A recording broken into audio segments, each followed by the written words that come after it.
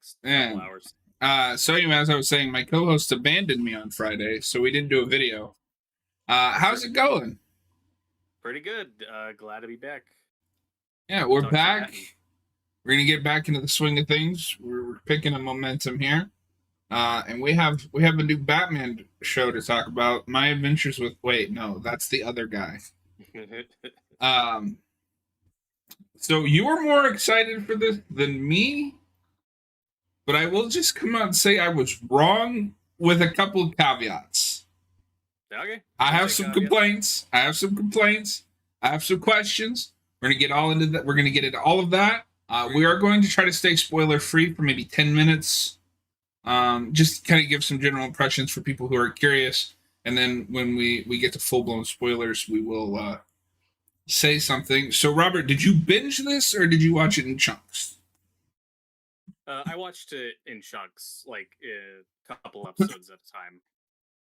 Over the course of a few days. But yeah, I kind of wanted to take my time with it. I didn't want to do the whole thing in one sitting because I've been looking forward to this for so long. But at the same time, I knew I had to get this done. You had to get it done. Sunday, so we do this review. But yeah. Anime Fan says this is the first solo Batman cartoon in a decade. That's true. Well, and I feel like, I don't know with My Adventures with Superman, but with this, kind of they made some money, just selling it off to Amazon. And you got to wonder if they regret that, because this has been pretty big. Just the gist that I get. I don't understand why they didn't just put this on Adult Swim, because if they wanted money, it's like, well, then put it on Adult Swim for, commercials and ads and stuff like that. That's how you get more money than just making it a streaming exclusive. But Adult Swim's worked out for My Adventures with Superman, and this seems like it'd be a perfect Adult Swim show. So I had the same thought, because then if you ever want to cross them over, you could do that. Sure, but they're so different stylistically. I don't know if you could make that work. You mean kind of like Batman the Animated Series and Superman the Animated Series were? This is more drastic than that, especially given that Lois Lane does have a cameo in this show. Well, I have a question about that too, but we'll get there. Anime Fan says Max made a huge mistake by passing on Cape Crusader. I agree. I think this would have been big for them. Yep. It seems to be popular. I've only talked to our circles, because those are the only people I know that watch stuff like this. But I haven't heard anyone say, "Oh, this sucks." Yeah, no, most people seem to be liking it. I hope people are watching it. That's kind of the scary thing about a binge show is, while I appreciate it being a binge show, getting to watch it all at once, that in a couple weeks, it's totally possible that nobody's talking about this and everyone just moves on. So I understand we've kind of shifted to more of the weekly format again for most big shows. But this is for sure getting a season 2, so that's exciting. Will it get to season 3? We'll see. But spoiler alert, I like this, so I hope it keeps going. I think they bought, I know they've at least bought 2 seasons, and this, I think, I read somewhere that they were happy with how this show did overall. That's good. Well, because this, for some context for people, this was announced like 3 or 4 years ago, as part of when the new DC initiative, well before, James Gunn was in charge and everything at Warner Brothers changed. So there was a scary minute where it was like, yeah, it looks like Warner Brothers just pulled the plug on Cape Crusader. It's dead. We're not going to get it. And we knew very little about the show for 2 years. They're just quietly making it in the background, all sorts of rumors and stuff, some of which turned out to be not true, which we may get into later. But and then Amazon Prime picked up, saved it, like they did with that animated kid special, the Merry Little Batman. It's like all the Batman stuff that Warner Brothers doesn't care about, I guess, just goes to Amazon Prime now. Yeah, because they're smart and realizes there's money to be made on a Batman cartoon. I get that Zaslav is a moron, but the fact that he doesn't see money in what is arguably their biggest character baffles me. And you can't even say, well, Batman's oversaturated or whatever. It's like we've said, he hasn't had a solo cartoon in a decade. And even Harley Quinn and other shows like that, but not just a Batman. And even then, the last one that we got, hardly anybody liked or watched. Mm-hmm. And the one before that was a team-up show. Yeah. Regardless of how you feel about it, arguably the last successful solo Batman show was The Batman, which was 20 years ago.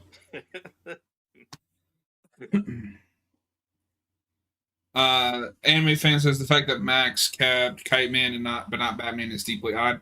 Well, that's a different situation though. With Kite Man, that's a spin-off of an existing show. That was already popular. Yeah. It had an audience. So it would have been strange to have a spin-off like end up on another network. Now that has happened. Buffy and Angel had that happen back in the day. Sure. You didn't know that. Shut up. I didn't know that. So I guess we'll just start. Do you want to do this like episode by episode, or just kind of hit some talking points? How are you feeling? We can hit a couple points up. I thought we'd just go episode by episode. Okay, so let's start with the villains, because that is the big point of contention that I've seen with people. But by people I mean like one or two people. Who is your best villain and your worst villain?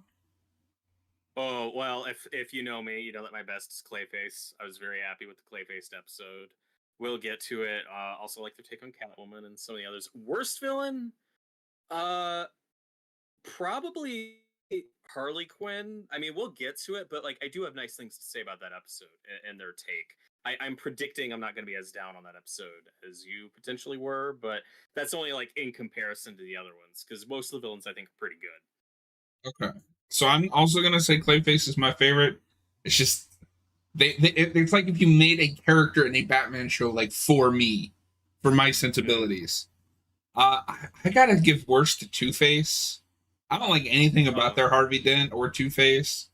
I think it is deeply uninteresting that he's just as corrupt as anyone else and then decides to become a good guy when he gets hurt.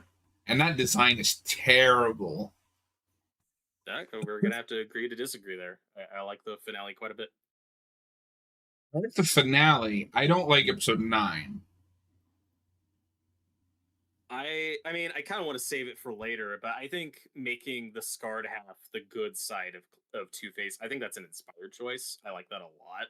I wouldn't mind seeing that in future adaptations. So I get what you're saying about not liking him being corrupt, but he's more on the edge, right? Like he's kind of teetering, kind of playing both sides, not sure. See, I don't like, think the show he's not fully evil or good. I don't think the show knows, because the first few episodes just play him like a scumbag, like just as bad as like, you know, Bullock or what's that other guy's name, Flass. You know, willing to do whatever it takes. Like he says that he has good intentions, but he's doing it the wrong way, and I don't see a lot of goodness in him. And then for some reason, in the 11th hour, he decides, well, I've gone too far.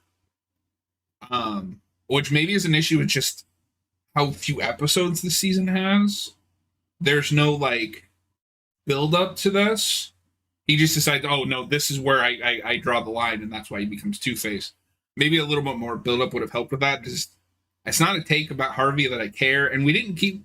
And I agree with Austin. I'm just gonna say Austin's point since he's not here. We didn't keep the 2 thing. We have another Two-Face that doesn't care about 2. The PS2. I was fine with that for this take. You get the coin in there, but only for a little bit.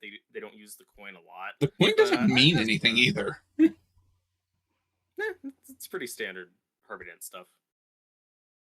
The coin usually has some kind of meaning. Let me catch up on chat here. Clayface is usually my least favorite Batman villain, but I really like the Cape Crusader version. It feels like the original comics version, which is the only version that I liked. Two-Face is really good. Harvey Dent was a smug jerk, but he still cared about making a difference. He's conflicted, anti-hero, anti-villain.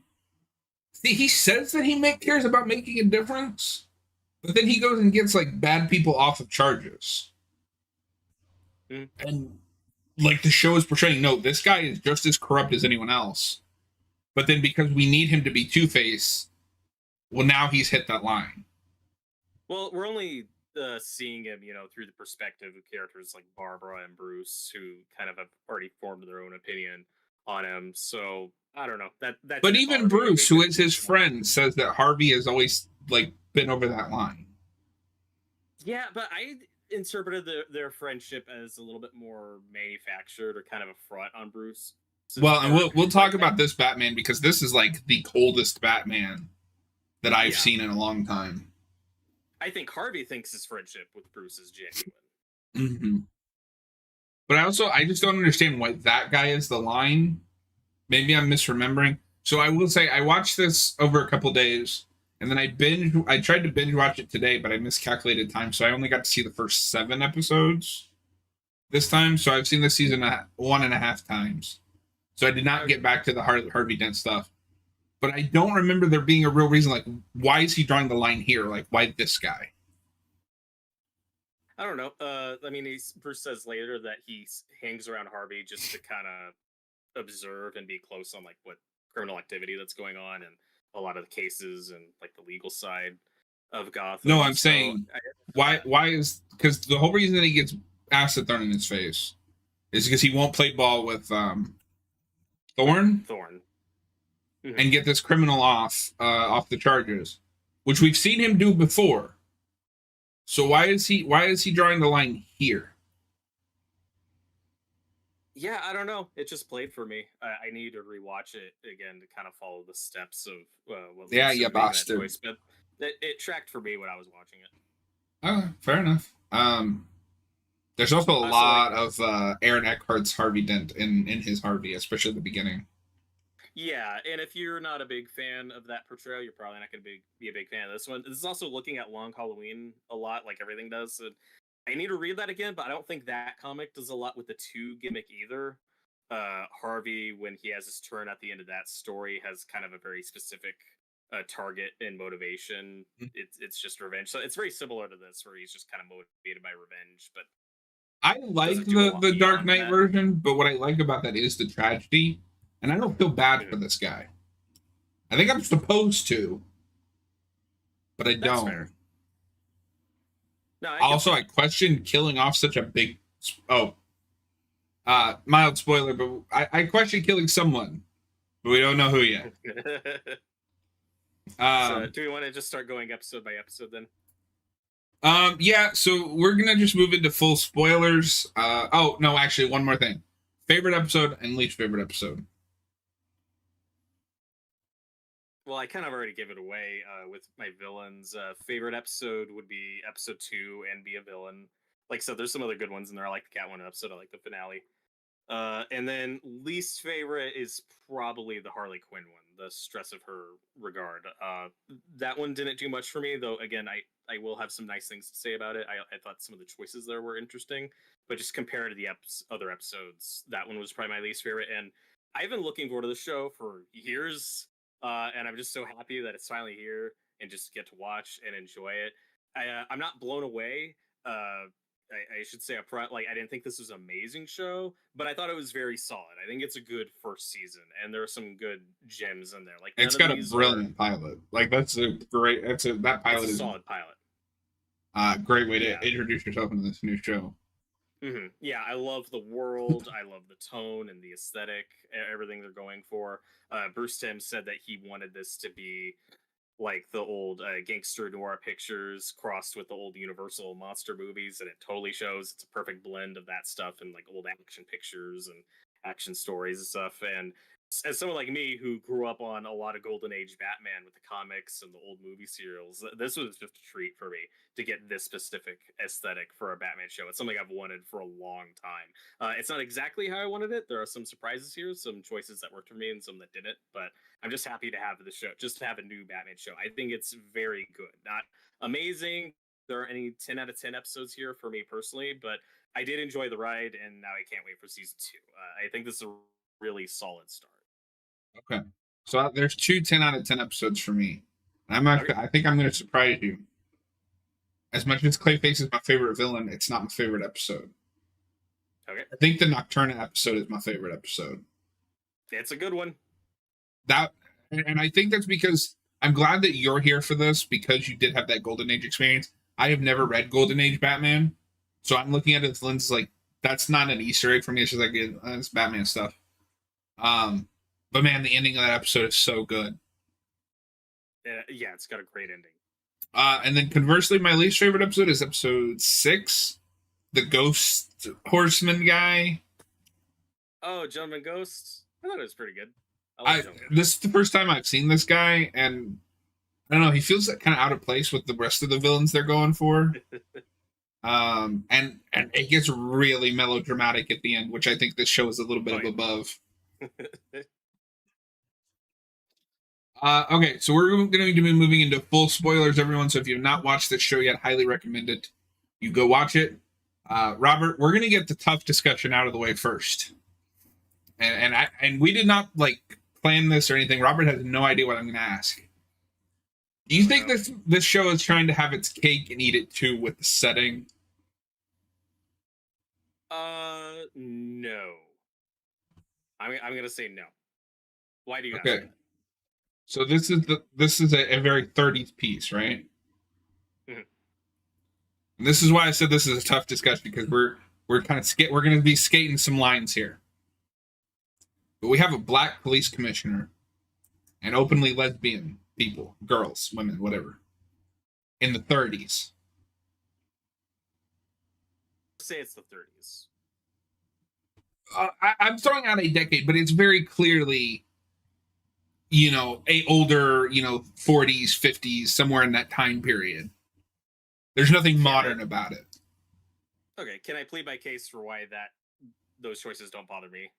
Why I think they work fine. That's why I'm asking you.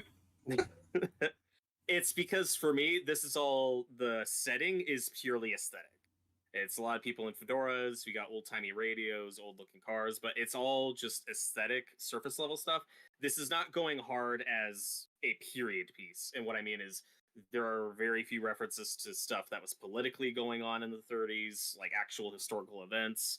This is it's just using the aesthetic choice of gangsters and old noir picture stuff. And more specifically, it's looking at movies of the time, not actual history of the time. And it's important to remember that this is Gotham City. This is a fictional world. This is a universe that doesn't have to play by the exact same rules that our world has played by in terms of social issues and human history and stuff. So because it's all just aesthetic and that it's just looking at movies more than the time specifically they were made in terms of political issues, none of that stuff bothers me.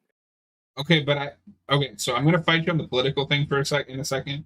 But that's what I'm asking. Do you think it's trying to have its cake and eat it too? Like, we want to have this aesthetic, but we also want to, change some characters around and not have to deal with what life would really be like for them in the 30s or 40s.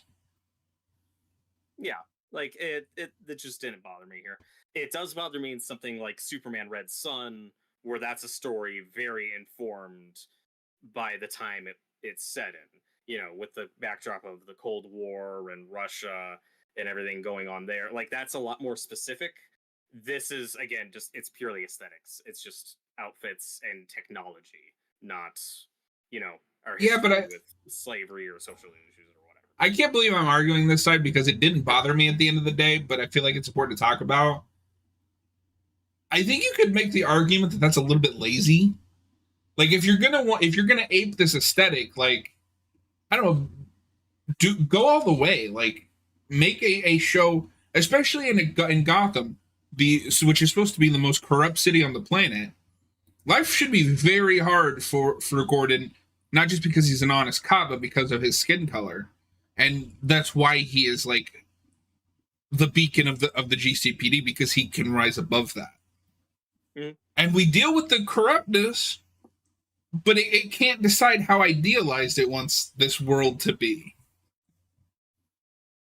Yeah, sure. Like, so that stuff just didn't bother me, since we are talking about a fictional universe. I've heard this argument, and there's been a lot of discussion lately about fantasy and how much like diversity and stuff you should have. And with fantasy, it's like, well, if you're not talking about actual history, like, should you have to follow the rules of those time periods you're aping off of? I feel like there should be a lot more wiggle room, and that applies to this for me. And I don't necessarily disagree. I think where I have trouble with it coming in is, so you made a 30s period piece, and then you deliberately made Gordon and Barbara both black. And that's got to be a Reeves thing, right? I'm sure there's some connection there, since Jeffrey Wright portrayed Gordon. Well, that's what I'm saying. Like, is it just like a Reeves thing? Like, Gordon has to be black in everything he does? I don't know. It's just funny. No, it didn't bother me either. But I think at that point you're opening yourself up to that. If you're not going to deal with it, then why race bend them? I mean that's a fair argument. I'm not saying you couldn't make that stuff work if you wanted it more on the forefront, but if the creators just weren't interested in tackling that Because stuff, like I think in that's a also live fine. action movie, I'm not going to be thinking about that because like, well, that's just the best actor for the job. But like in an animated thing, that is a deliberate choice. Yeah. And it didn't take me out of it, except for when we first meet Barbara, because I didn't know anything about her other than they were building up a relationship with her and Bruce. And I was Which they like, don't. We'll get to it. well, I think people took that headline and like ran with it, but they do, but not in the way that everybody thought. At least not in this season. But and I was like, wait a minute, she's a lawyer? Oh, this is like in the 30s or 40s. What?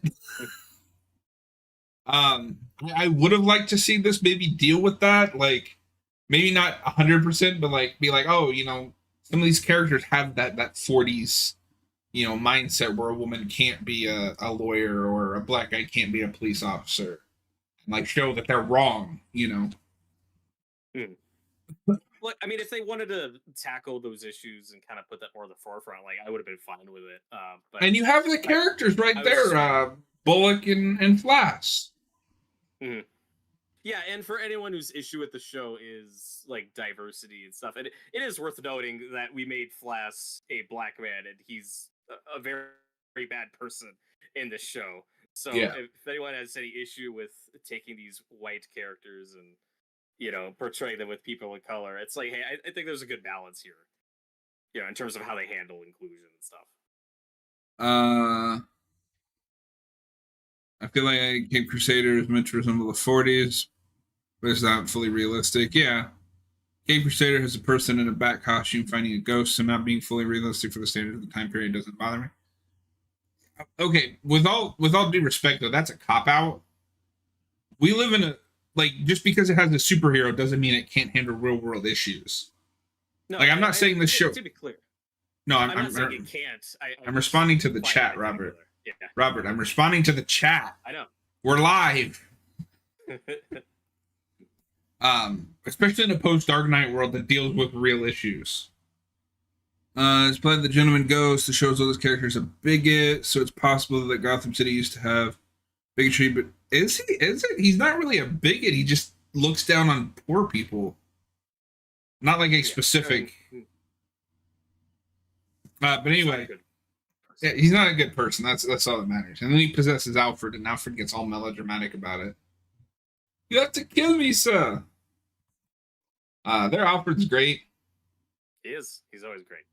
But yeah, like I said, my final note, though, again, just to reaffirm what I said earlier about why those choices didn't bother me, is because they're just looking at 30s movies, 30s comics. It's all aesthetic. It's all backdrop. This is not interested in being more overtly a period piece show with like actual political or historical events. So like this is Gotham City. This is a fictional universe. So I don't need their rules or history to follow ours one-to-one. So I don't disagree that they could have talked more about race and gender and their positions in Gotham if they wanted to spend more time on that. Like I would have been cool with it, but I think I was fine with shocked that they don't with Rucker and Brubaker on the show. Mm-hmm. But anyway, my final note is I am not saying in any way that this is a bad thing. It did not affect my opinion of the show whatsoever. It's just something that I thought for like the 3 seconds when Barbara Gordon first pops up on screen. Yeah, and I didn't even think about it. So, I kind of love Oswaldo Cobblepot. I didn't expect to. Bruce Timm finally gets a good penguin. Okay, so let me ask you this: do you think it was a mistake to bring Tim into this? That's a loaded question because this show doesn't happen without Tim. Like this show happens because some of the higher ups at Warner Brothers or whatever approached him first to say, hey, we want you to make more episodes of animated series. And he says, no, that's done. This is well before Kevin Conroy passed. This is a while ago. So he's approached first to say, hey, we want to do more animated series. He says, no thanks, that's done. I'm not interested. But once he got the green light to do something new, that's what got more of his curiosity. And then at some point, Abrams, Matt Reeves, a bunch of other people get involved. So I could see some argument for Bruce Timm feeling like changing stuff just for the sake of changing stuff because he's done Batman before. But most That's of the kind of changes what it didn't bother feels me. like, especially with Harley. Sure, but I was cool with it, especially since there are things that because he didn't get to do on animated series, he has the opportunity to do here, and for the most part, I was fine with it. That's fair. I will say I finally found a Batman that I don't think Conroy would have fit. At least not Conroy, like if he was the same age. Like if it was like prime animated series Conroy maybe. But this is a very so let's just talk about Batman for a minute since he's the titular character. This is the coldest Batman that I've seen in a long time. Like he is detached, not just from like life, but just everything. Yeah, especially by calling Alfred Pennyworth. That's such a specific choice to show that like he doesn't see him as a father figure. It's like, no, you're my butler. You help me. Like this is your job. Yeah, and the thing that will stick with me with the show more than anything, it's in the therapy episode where we get like the flashbacks, and he's like, "You're gonna help me, Alfred. You're gonna help me punish all of them." No, like even as a kid, like he looks like a sociopath. Mm-hmm. He's very traumatized. It's great.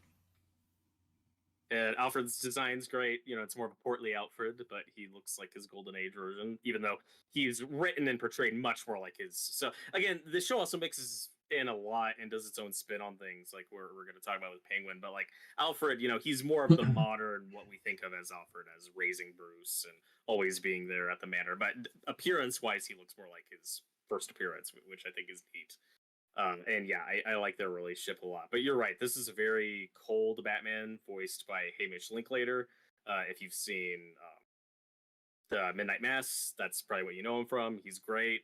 Very out of left field choice for Batman, and I think he's pretty good. Sometimes he's a bit stiff, but I think that's by design. As you said, this is a very cold, detached Batman. Like I could see him getting better and better with each season, but he's occasionally great, in my opinion. And there is a strong distinction between his Batman voice and his Bruce Wayne persona. His Bruce Wayne voice sounds a lot more like he sounded in Midnight Madness, I thought. Oh, see, I think his Bruce Wayne is off. Really? Yeah, I think his Batman voice has grown on me. I think he misses a couple spots where I'm like, that could be a little more intimidating. But his Bruce Wayne is too robotic. Like there should be some Playboy charisma. That always felt by design to me. Like, like he's trying to be the Playboy, but like there's something off with this guy. Like he doesn't talk. Exactly if anybody had brought attention to it, I would have agreed. But it feels like everyone thinks that he's just the Playboy. Everyone, and like that's the Dr. Quinzel. Yeah, she calls him out on it. Like, no, I think, but not because of the way he talks, but because of his profile. I guess the things he says. Yeah, but I think his voice is supposed to be the Playboy, charming guy, but I don't think. What is that guy's name? I want to say Linklater, but I don't think that's it. Hamish Linklater. Oh, am I right, Linklater? Yeah. I don't think he fully hits it. He could get there. I would also be fine if this show goes to more like recluse Bruce Wayne. Like nobody really knows what he's up to, kind of the Burton thing, but done better. And the show does a couple of Burton things, but better. I don't know if you noticed. It does the "you hit me, but I'm a woman" thing from Returns, but like it does. It makes sense. Yeah, it works better. This might be the best Catwoman we've had in ages. I love her. She's great. Are we still going episode by episode? Yeah, sorry. Penguin yet? Okay, so let's rewind. Anime fan says Crusader feels like Bruce Timm going back to what he's good at. It's his best project in several years, in my opinion. I mean, I don't think you'd find too many people that would argue with you. What's the last thing he did that people liked? Gods and Monsters, Yeah, and God, which that was people just several kind of years ago. forgot about. And I think he got a little burned on that because it seemed like the last thing he was really passionate and excited about, and then it just went away. You know, it was supposed to spin off into a whole series. He had all those plans for it, and then it just didn't happen. I thought the movie was good, but it seemed like something he was really excited about that just kind of fizzled, and he seemed a little I thought it burned. was, But yeah, I thought that was an okay movie, but again, that was just it was change for the sake of change. mhm. That does feel like a lot of his modern DC work is like, okay, how can I do what I've done before but different? Which for me works more than it doesn't. I think my biggest issue with some of the changes, and I'm going to use this to segue into the Penguin because I don't think the Penguin is actually much of a change as people think. This is just the Penguin, except a female. Mm-hmm. Like he doesn't change her character to adjust for the fact that it's Oswald and now not Oswald. And arguably, it's a better Penguin than animated series. Yeah, and I love animated series Penguin, but he doesn't get great episodes. He gets a couple pretty good ones. And then in New Batman Adventures, he's basically just a side villain. He's usually like a side villain to other villains' episodes. But yeah, here you get the Iceberg Lounge. It's just the Penguin, but a woman now. And she's a lounge singer, which I thought was a cool touch. And I don't know who that voice actress is, but she can sing. Minnie Driver. Who's that? I don't know, but I recognize the name. Okay, I'll pull it. I'll pull it up. Keep talking. Well, what I'll also say positive about this take on Penguin, though, is she reminds me a lot of a villain called Ma Mayhem, who is in an episode of Batman Beyond called The Egg Baby. That's a pretty popular fan favorite episode. And that episode has a villain who's like a thief, and she has these two idiot sons. And this take on Penguin reminded me a lot of that. I don't know if that was in the back of Bruce Timm's mind or if the similarities are just coincidences. But it reminded me of that, having these two idiot sons and the way one screws the other over, or how Thorne screws one of them over. It's really funny. It's really dark and twisted. The show does a really good job setting tone and stakes and atmosphere. And we'll talk about it, but there's an episode later that's fucking hilarious, but it doesn't feel intrusive. With a certain villain that makes noises instead of words. Yeah. No, this show immediately sets its tone. What she does to her son is horrifying. Also, we get an appearance from the Bat Sub later. I think that's the only episode where we see it. It's just really fun that he's got a little underwater bat boat. And then we see a bunch of crates with skeletons in them. So this is not the first time she's done this. Yeah, that's dark humor I really like. No, that's great. I'm looking at this actress and I'm not sure what else. I've not seen her. I've not seen any of these other things. Also, I want to correct myself because you said that Lois Lane makes a cameo in this. I just thought that was like the character model, but it was going to be, someone else. Because it shows that above that. It's credited as just Lois Lane. So I'm wrong on that. Yeah, she looks like, it's in a later episode, but she looks like Lois from the 40s Fleischer cartoons. Well, yeah, but I just thought they were going to be like. That could be Clark Kent. I just thought there was going to be like a reference and it would actually be like, oh, some original character or something. But like, hey, remember the Fleischer? No, I would have thought that too, but she is credited as Lois. So. And also, apparently, Julie Madison is in this show, and I missed it. Yes. She's later. I think it's the Nocturne episode with the carnival where Bruce has a date. I think that was Julie Madison. I mean, that episode is cameo heavy. Oh, yeah. Which we'll talk about. It's also important in this first episode, Batman, he wins, but he loses. It's a very Dark Knight in that way. Did you have... I had this weird, mental block. We're watching the show. I kept thinking to myself, it'd be nice if he used Rupert Thorne again, because we always use Falcone. It'd be nice. Oh, right, this is Rupert Thorne. I kept thinking he was Falcone for some reason. I think just because I've seen Falcone in so much stuff lately, I kept thinking it was Falcone, but no, it's Rupert Thorne. I did not have that because Robert Thorne stood out to me more just because I'm not as familiar with animated series as I should be. So it's like, oh, they're not going to Falcone. I thought that was surprising. Even though it totally could be, I guess just because they didn't want like the rest of the family, which we usually do when we use Falcone. I just assume they're saving that for like a later season. Maybe. They'll do like a full on Long Halloween adaptation or something. Mm-hmm. They could do some Long Halloween stuff. I also just would like them to do Ego. Just make Ego as an episode. That's one thing. This would be the place to do it. Like this Batman design, it's obviously very Bruce Timm, but it's also very Darwyn Cooke.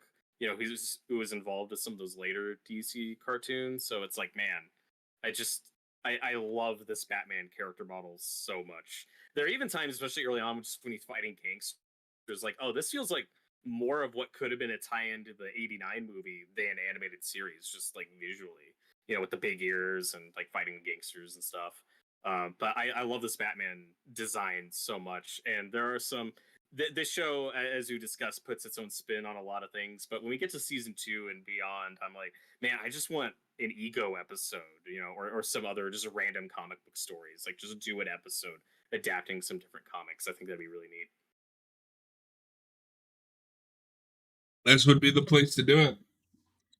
I am not as hot on the design as you. I think it's good. Well, it's very Golden Age. Yeah, and I've always wanted. I'm fine with Golden Age, but like I like a very animated series, or he needs the things on his arm. I was fine with dropping that, just with the rolled up gloves. I was cool with it. I don't hate the gloves, but the fact that they just like stop here drives me nuts. That's how they used to look, man. Okay, but this show changes everything else. You can fix that. Even if you take the spikes off, just have the gloves go down more. Nah, that didn't bother me. And he needs a bigger bat symbol. Not like absolute Batman, but oh god, no.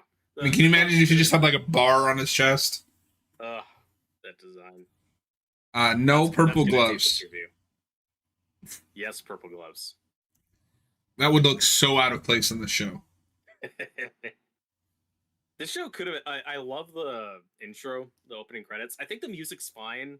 I don't think the music's amazing. It's more about mood and atmosphere. That you don't get a lot of like strong specific themes or motifs, but it works. And like, if this whole show was just in black and white, I'd be cool with that, because the black and white opening credits look really cool.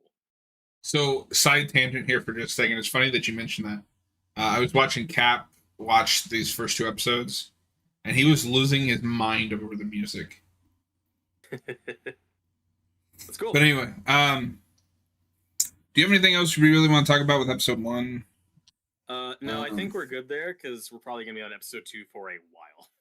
Yeah. I will just say that this does a good job of slowly introducing you to the cast that you're gonna kind of be stuck with over the course of the season.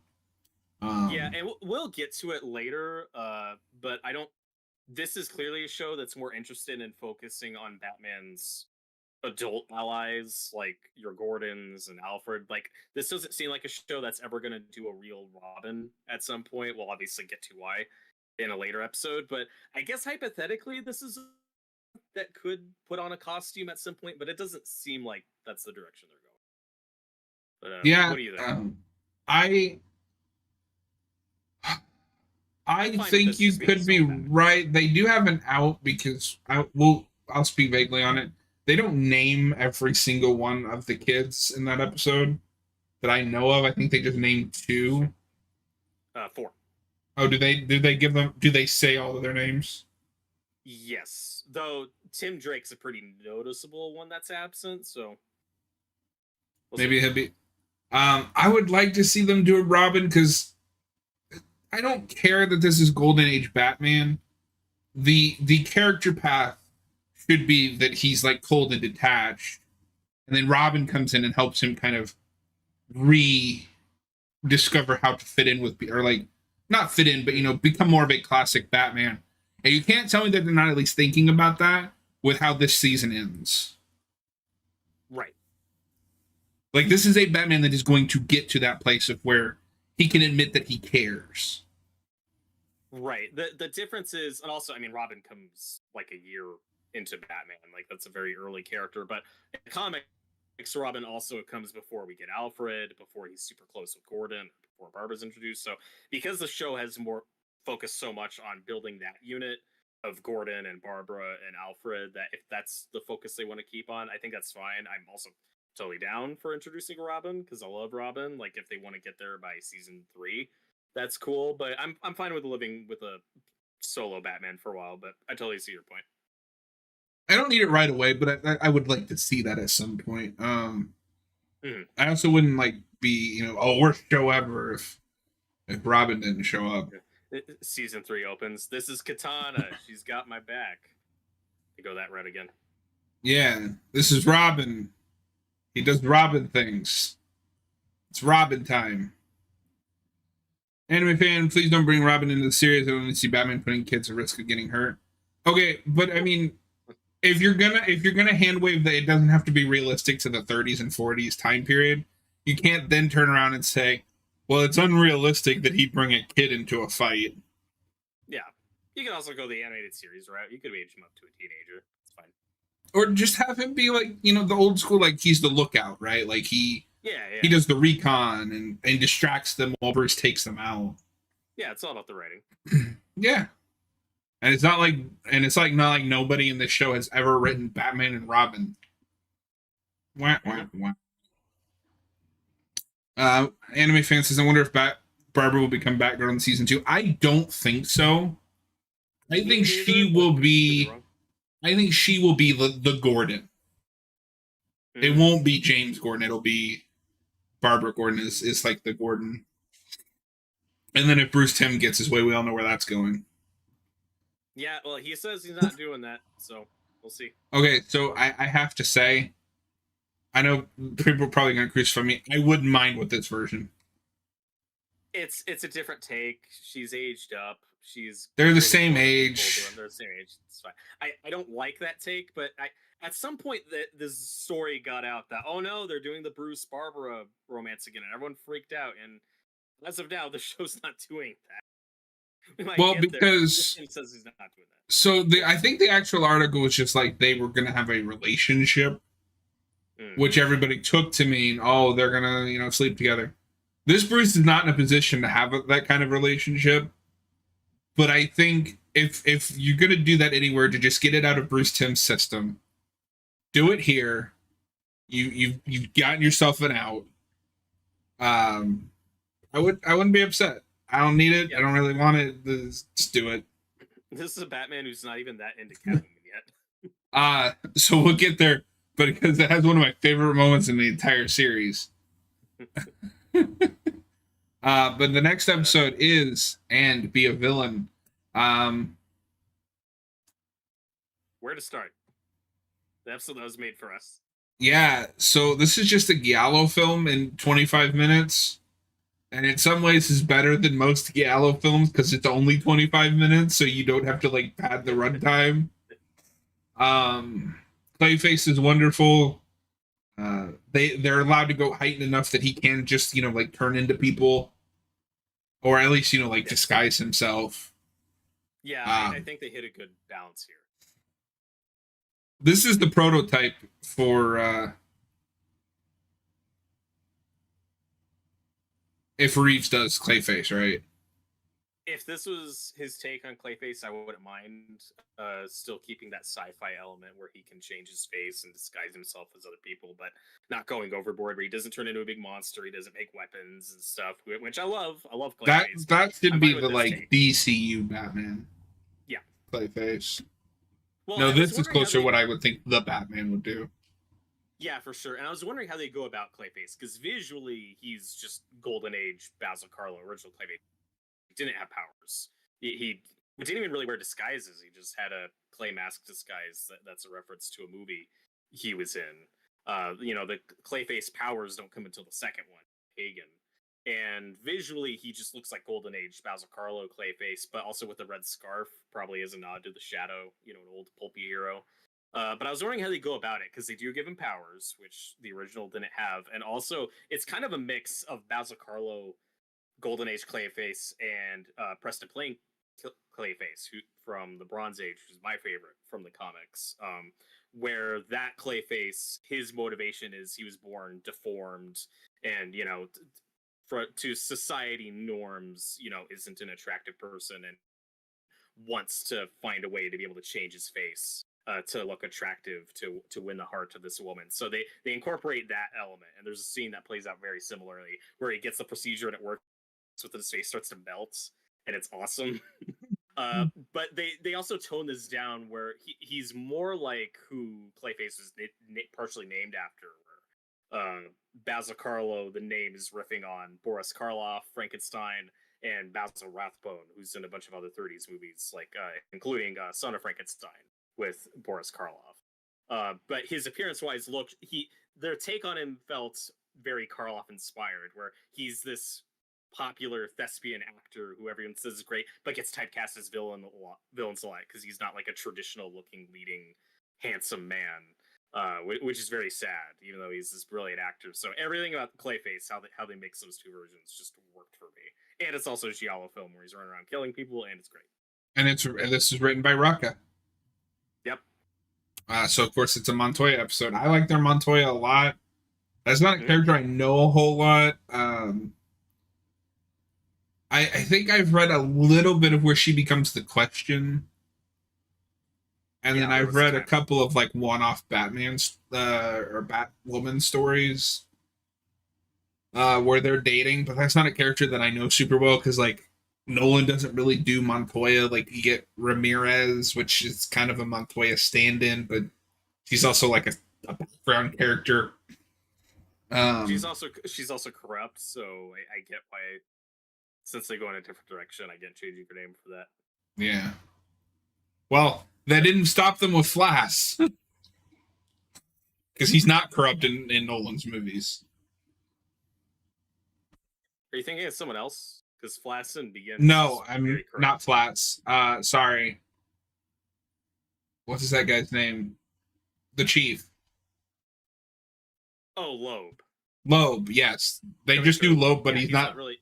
He's not corrupt. Really corrupt in the movies. Not Flass. No, Flass is corrupt, but I love Flass because it's that actor, and he's hilarious. Yes. What, you never had falafel?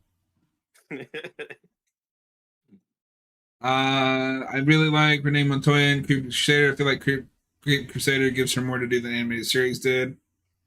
That's true. That's probably true. I haven't seen enough of that. Well, it's kind of the inverse, right? Like animated series is very Bullock heavy. Yes. And this is very Montoya heavy, where Bullock is kind of in the background, like a side character that is just annoying. Mm-hmm. Yeah, Montoya gets like one really strong episode early in animated series, POV, where she's kind of the main character of that episode. But then for the rest of that show, she's just kind of pushed to the background, and we'll get like a moment occasionally, but she doesn't get a lot of focus. So here she gets a lot more character development, and obviously stuff that they couldn't do on that show. Yeah, you have her kissing girls in animated series, people really lose their minds. Yep. So, and what I like about this episode is it's a real mystery.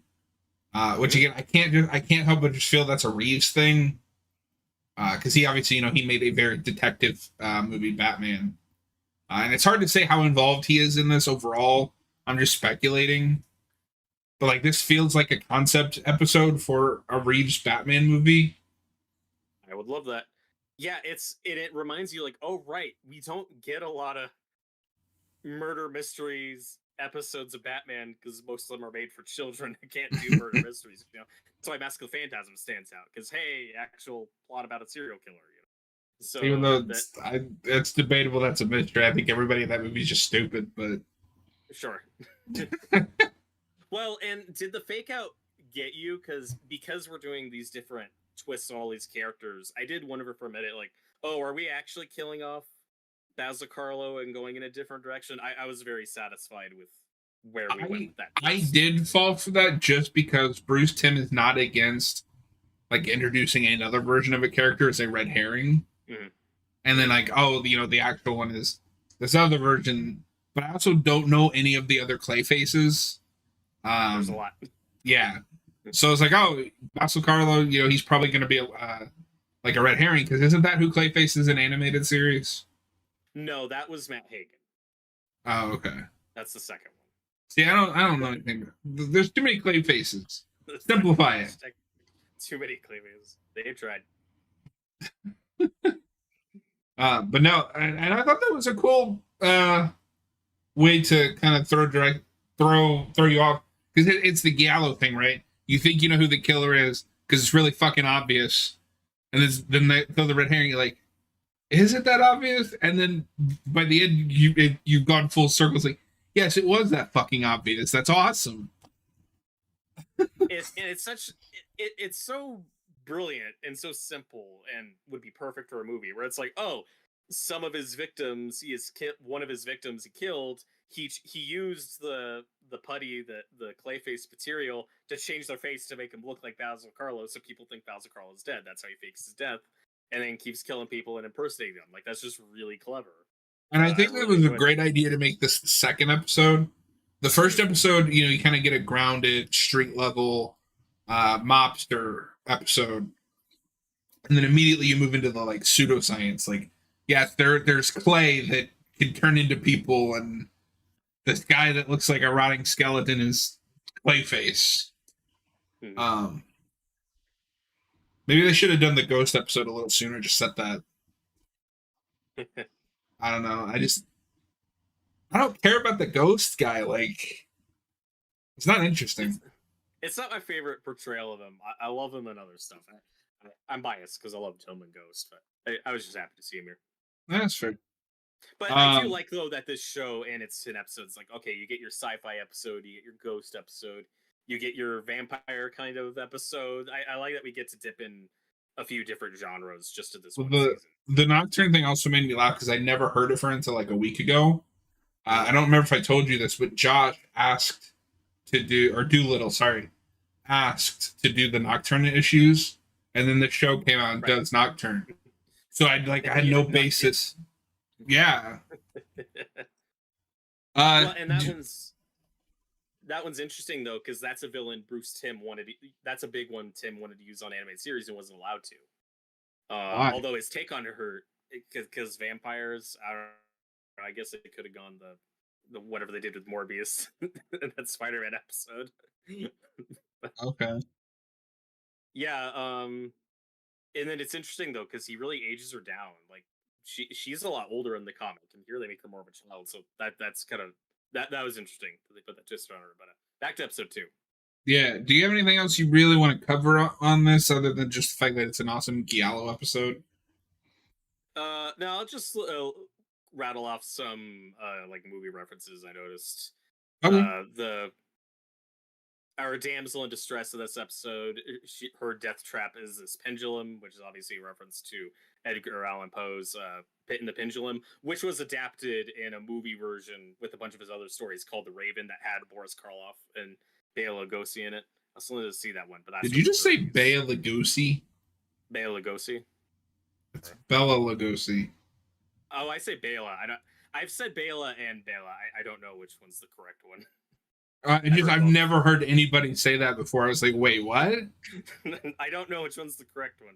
Somebody in the comments will correct me. But I still need to see that movie. Also, when you're seeing some of the studio filming set, there's a reference to Little Europe, the iconic part of the backlot at Universal Studios, or all those monster movies, where there's a guy dressed up as the Lon Chaney character from an iconic a lost silent film called London After Midnight. Like, you've never seen it because the movie's gone, but you've seen that picture before. This guy with white hair and like sharp teeth, played by Lon Chaney, who's one of the inspirations for Clayface. The idea of the man who wears clay, with the makeup and different things that he pioneered. So yeah, just a lot of Clayface and movie love in this episode, and it was made for me. I thought it was great. Yeah, and a villain I'd love to see in season 2. I hope he's one of the villains they bring back. I do hope this show has the reoccurring villains, because that's one of the things that the advantage of doing TV shows, you don't have to kill every villain off. Sure. On to episode 3, which has a few different writers, but most noticeably, this is a story for both Brubaker and Tim. And from what I've seen, this is a better Catwoman than anything in animated series. Similar to Penguin, I love that Catwoman. She's voiced perfectly by Adrienne Barbeau, but she just doesn't get a lot of great episodes. There's one pretty good one with Scarface. I like that one a lot. But most of her episodes are just fine. This one's really good. And unlike that show, a big thing that just kills their Catwoman from the start in that show is for some reason, her first appearance is kind of handicapped by this other new villain they introduced called Red Claw, who everyone hates. And it's like, okay, this is our big Catwoman two-parter, but also here's this new villain we're more interested in called Red Claw. And it kind of, the Catwoman character suffers for it for like the rest of that show, just because there's not a great solid foundation there. But here, nope, we get just a really good Catwoman episode that's probably better than any of the Catwoman episodes in the show. I thought it was very good. Yeah. I think, so real quick, I want to address Anime Fan says, so far, Game Crusader has set several recurring villains, including Arnold, Flash, Harvey Bullock, Two-Face, and Rupert Thorne. Rupert Thorne is a background character. He's not like a main antagonist yet. Two-Face is Two-Face is only in Two-Face was only Two-Face for 2 episodes and then dies. He can't be reoccurring. That's the literal opposite of reoccurring. When we say reoccurring, it's you show up for an episode, you disappear for a little bit, and then you come back. Like, you in season 2, you do another Clayface episode, or you do another Catwoman episode, or a Harley Quinn episode. Well, that's a good segue, though, to talk about the structure of the show, which I think is really solid, because we knew about all these villains, but I didn't know how they'd go about it. I really enjoyed this through line of the mob plot and the corruption in Gotham, and the characters, like the police force, as what carries us from episode to episode. But then as kind of a background B plot, but then our A plots for each episode are for the costume villains, and those are treated as the one-offs. Like Two-Face gets 2 episodes, but you get Firebug for an episode, you get Catwoman for an episode, you get Clayface for an episode. Who, can I just say Firebug confused me as I was watching it? I was like, don't you mean Firefly? Nope. Firebug, he's real. But she's Firefly. This is a real villain from the comics. What is the difference? He has a different name. He's called Joe Rigger or something. He was in whoa. You can't say that. No, I thought that was great. How do you not know Firebug? He was for some reason a boss villain in Batman the movie, the game from 1989. And he's been in nothing else since. Because I wasn't alive to play Batman the movie, the game. I know Firefly. But they make that joke though, where somebody calls him Firefly. He's like, it's Firebug, actually. No one. Yeah, no, I was like, what are you talking about? Like, he's so obscure. He wasn't referenced in an Arkham game. That's why no one knows about Firebug. Pretty much. But back to Catwoman. And we should mention she is voiced amazingly by Christina Ricci. Perfect casting. That was Christina Ricci. That's the casting that excited me the most, because I was like, perfect. I mean, I'd argue she could do it in a live action thing. Yeah, she's excellent. Yeah, no, she's great. The thing that really makes this Catwoman stand out for me, other than the fact that I hate her costume, is this is the only time I've seen Catwoman be a direct parallel to Bruce. Or I get maybe not parallel, but like a foil, like direct foil. Like these two come from the same place. Yes. I like the anti-Alfred. Yes. That was fun. The maid that just hates her guts. Well, we're really used to this modern take on Catwoman that starts with Miller. The one who grows up in the slums of Gotham, is a prostitute, but works people, and has to be a thief to survive, which is great, and we've seen done well a lot. But I did like this kind of throwback take on her, where it's like, nah, she's just a thief because she likes it. They really leaned into the kleptomaniac angle. Like, no, she just has this compulsion to steal things. But she's also not stealing just because she does. But she is starting to lose her money. That is true. Well, the basis of the episode is that she's already lost her fortune because her dad was obtained it illegally. But I think they mentioned in the episode that she does have a history of this. Like they do, like they refer to her as a kleptomaniac. I think this does predate her. No, there is, because Bruce, in one of my favorite moments, says things have a tendency of disappearing around you. Yeah. Because this is where we get the obligatory Pearl reference. Yeah, well, this is where we touch on the origin and their take on it. I like how they show the Wayne murder without showing it. That's not this episode. I thought that was this one. No, that's the therapy. Isn't that? Wait, is this the therapy episode? Yeah, because remember that guy is making that crack when he sees the pearls about like Martha Wayne. Yeah, you're for it. And then Bruce punches him out. It's like the first time we see him lose his cool as Bruce Wayne, and then he has to go to therapy. No, you're right, because 4 is Firebug. Yeah. And then 5 is the Harley Quinn episode. No, you're right. So this is the origin episode, which is an even better way to show. That was the perfect way to do it, right? The therapy is like get him to talk about it. This is the most traumatized Bruce Wayne as a child I've ever seen. Yeah, it is. No, like he is out of it. That's a good point. Anime fan says, I wonder if her father will be revealed to be Carmine Falcone in season 2. They could go that route if they wanted to bring Falcone in. I think the only problem with that would be she specifically goes by Kyle, and this Selena knows her father. That's a good point. Unless she took her mom's name, but that would be weird. Yeah, I don't think. I'm also fine with them just not doing that. I don't know. I never needed that connection. But this episode is where we get our take on Dr. Harleen Quinzel, voiced by Jamie Chung, and I think she does a really good job. I think this episode sets up this version of Dr. Quinzel really well. I think this was a cool take, having her be Bruce Wayne's therapist, like before we see her as Harley Quinn. I thought that was a cool idea. I think that is cool. I'm not gonna knock the voice actors, because I think the voice actress is doing very well with the take. Harley Quinn is the most out of any of them that change for the sake of change.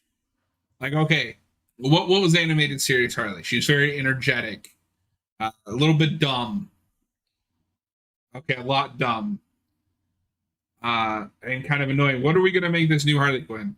She is very monosyllabic, kind of detached, and we're going to reveal that she's Discount Jigsaw at the end of episode 5. Yeah. I don't know. It was fine.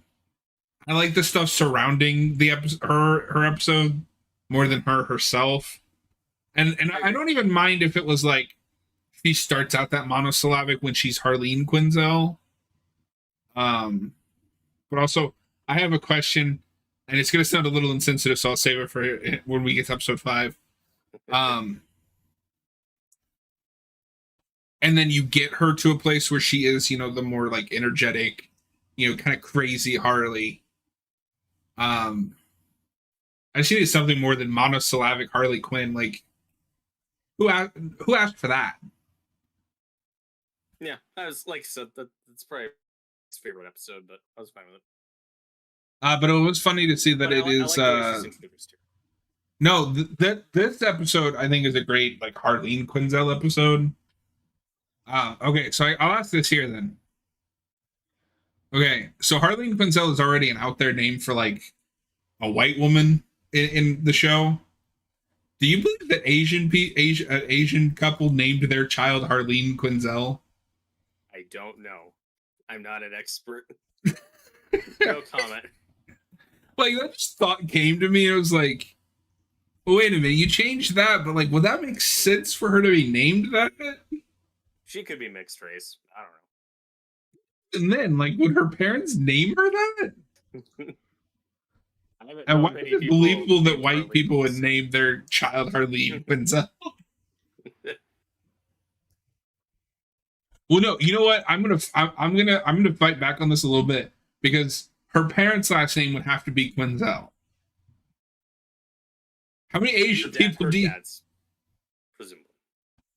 Her dad's last name, and let's assume that he's if she's mixed, which I don't think she is. But his name is last name is Quinzel. Anime fan, I feel like you're overthinking the name. Okay, so I'm gonna resist that a little bit because here's the thing. Yes, I am, but I feel like we should expect if you're going to make these changes, you need to think about that stuff. I don't think it's too much to ask. If you're gonna do a change, think it through. Does this make sense? It's such a heightened world that I really don't care. I don't know. That's also a nitpick. That's the least of my issues with that take. It's just fundamentally not Harley Quinn.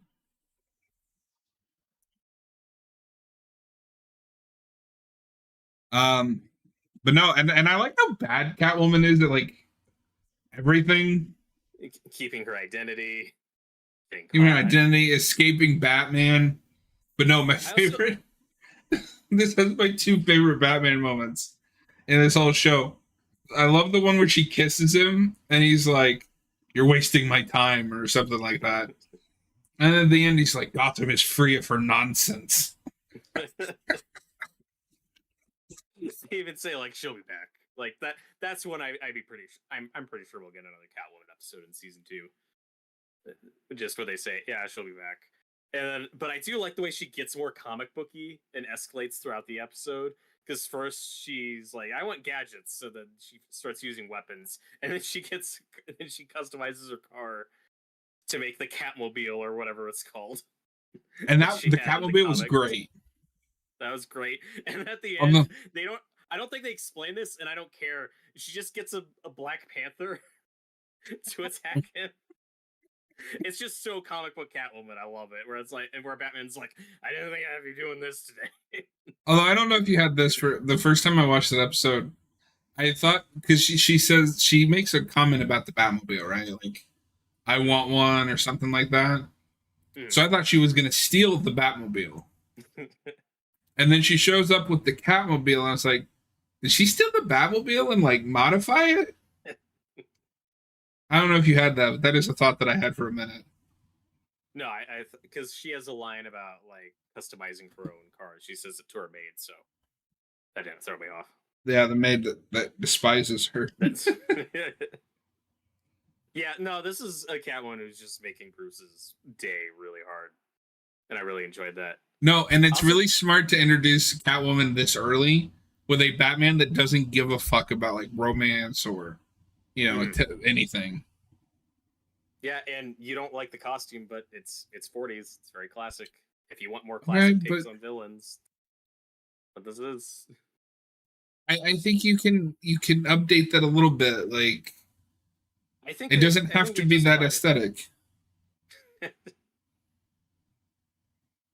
And then also we get a cameo, I think, in this episode from Eel O'Brien, who's a photographer here.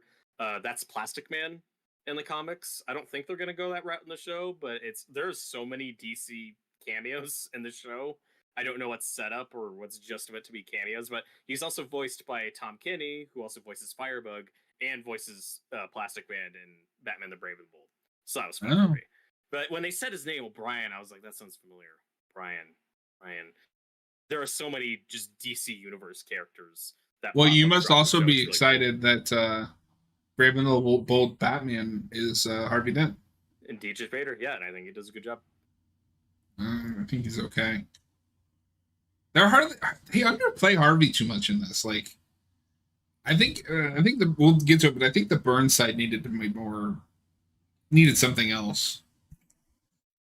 No. How'd you feel about the Batmobile, by the way?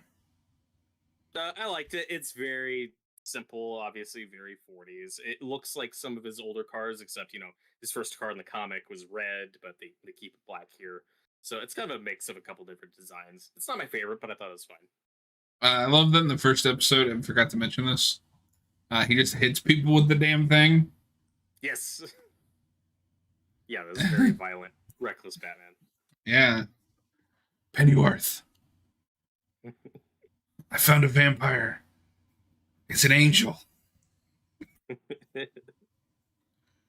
On to episode 4, which I don't have a lot to say about. Because I think it's the only one of those that doesn't have like a villain for him to take down. He Yeah, spends until most the of it end avoiding the with Firebug. police, Mhm. but he doesn't Yeah, take well, down Firebug. that's true. Yeah, there's a little Um, bit. There's a little bit of year one sprinkled in here with like now no, the it's top. almost comical. Like Sorry. they're setting up all these elaborate traps, and like none of them Yeah, that part realize. of the episode's great. None of them realize. Oh, he knows what you're doing because he's not stupid. That part's great. It's like a Tom and Jerry episode for a minute. Trying to fake these crimes for him to thwart, and it's like, wait, what are we doing? I love that he actually does stop one, Mm-hmm. And then he just leaves. and he just leaves. No, like he's trolling him a little bit. Mm-hmm.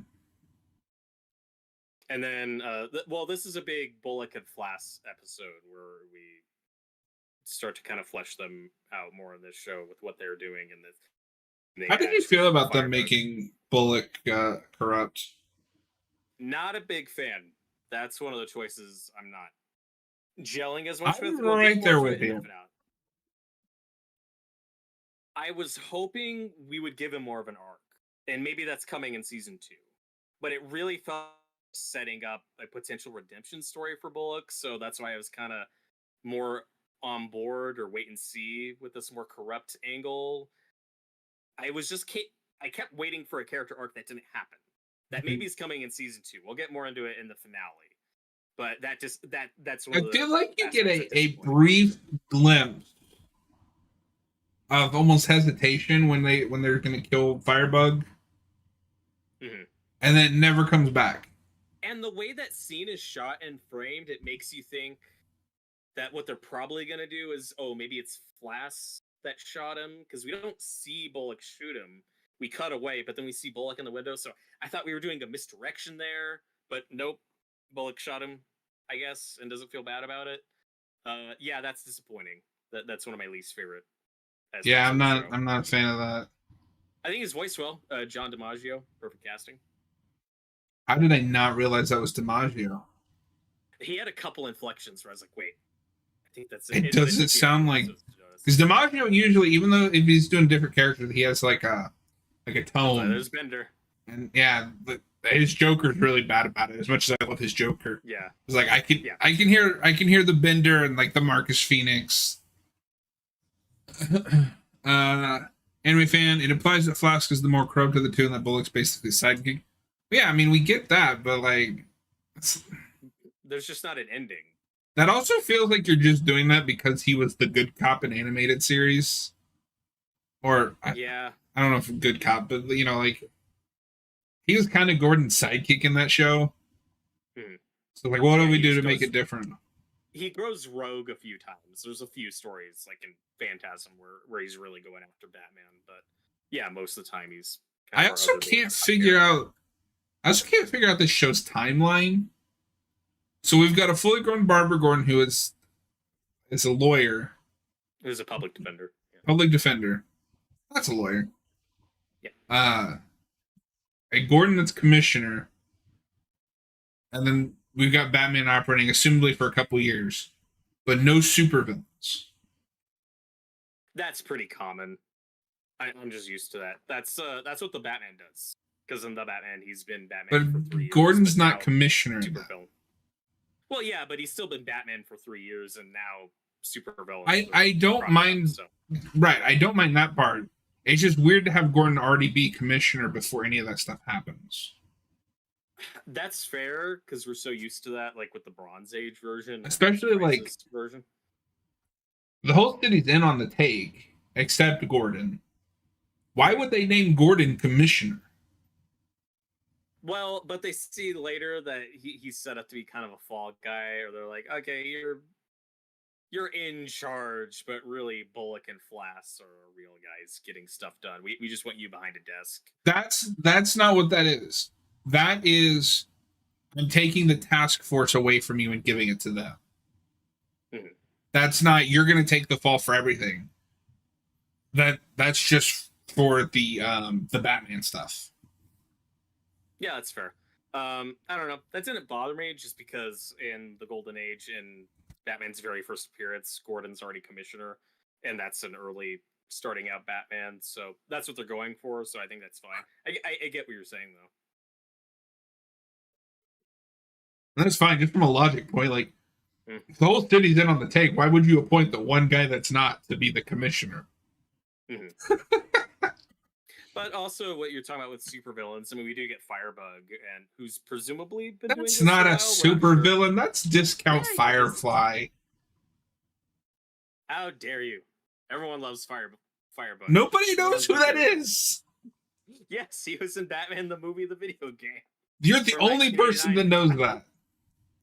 No, sorry. That's probably you true. And Cap are the only people that know that.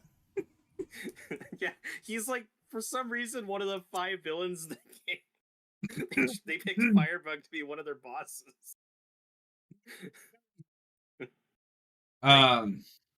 Also, I think this is where we get set up the Montoya and Harley Quinn date, which I think is another criticism I might throw at the show a little bit. It's a little rushed because of the episode count, right? You immediately set up the Harley Quinn and Harley and Montoya date, and then the next episode is the big Harley Quinn episode. I think that needed some setup.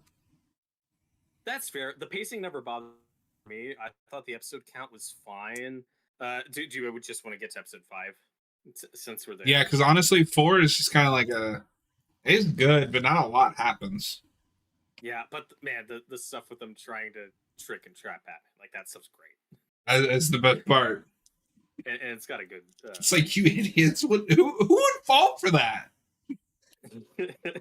My issue more with the Harley episode is, for some reason, we're giving a lot of focus to this date with Montoya and then Harleen, but then when we get to the third act, we shift focus and make it about Barbara and reminding the audience, oh right, Barbara and Dr. Quinzel are friends, and isn't it really sad that Barbara's losing one of her closest friends?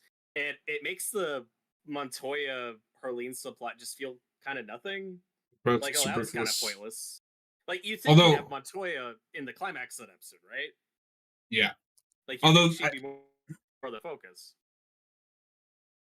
Maybe what you should have done, and I don't think you would have done this just because this is a Brubaker show, although he didn't write this episode. Maybe you should have just made it, instead of Montoya, just make it Barbara. That'd make a lot of people angry, dude. Have you seen the internet? Yeah. People are angry anyway. That's true. But this does have that nice moment at the end where Bruce starts out probably a little too harsh for somebody that just lost a good friend. And then, like, you have that moment where he realizes he's being too harsh. Actually, like, shows a bit of humanity for arguably the first time in this series. So that was a nice touch. And it starts to set up, like, oh, maybe these two are going to be friends or whatever. Yes, and Harley's a villain. We could be pretty sure it's going to be in season 2 because she's one who, which is going to be weird with that cliffhanger. Right, we'll see. I don't know. We'll see what they do. But there's some fun stuff in this episode. You get a reference to King Tut from the 60s show. I enjoyed that. Which did nothing for me. I enjoyed this take of her being this evil psychiatrist who's, like, driving her patients. Okay, insane. But she's just Jigsaw. She's just Jigsaw. But not as cool Jigsaw. That's true. It's like the Wish.com version of Jigsaw. It's my least favorite episode of the season. It didn't do a lot for me, but there's some okay stuff here. No, I like that she traps Batman in that cage with the gas. And, like, that's the big cliffhanger for a moment. And then Barb comes in and is like, no, free him. And she's like, okay. And pushes a button.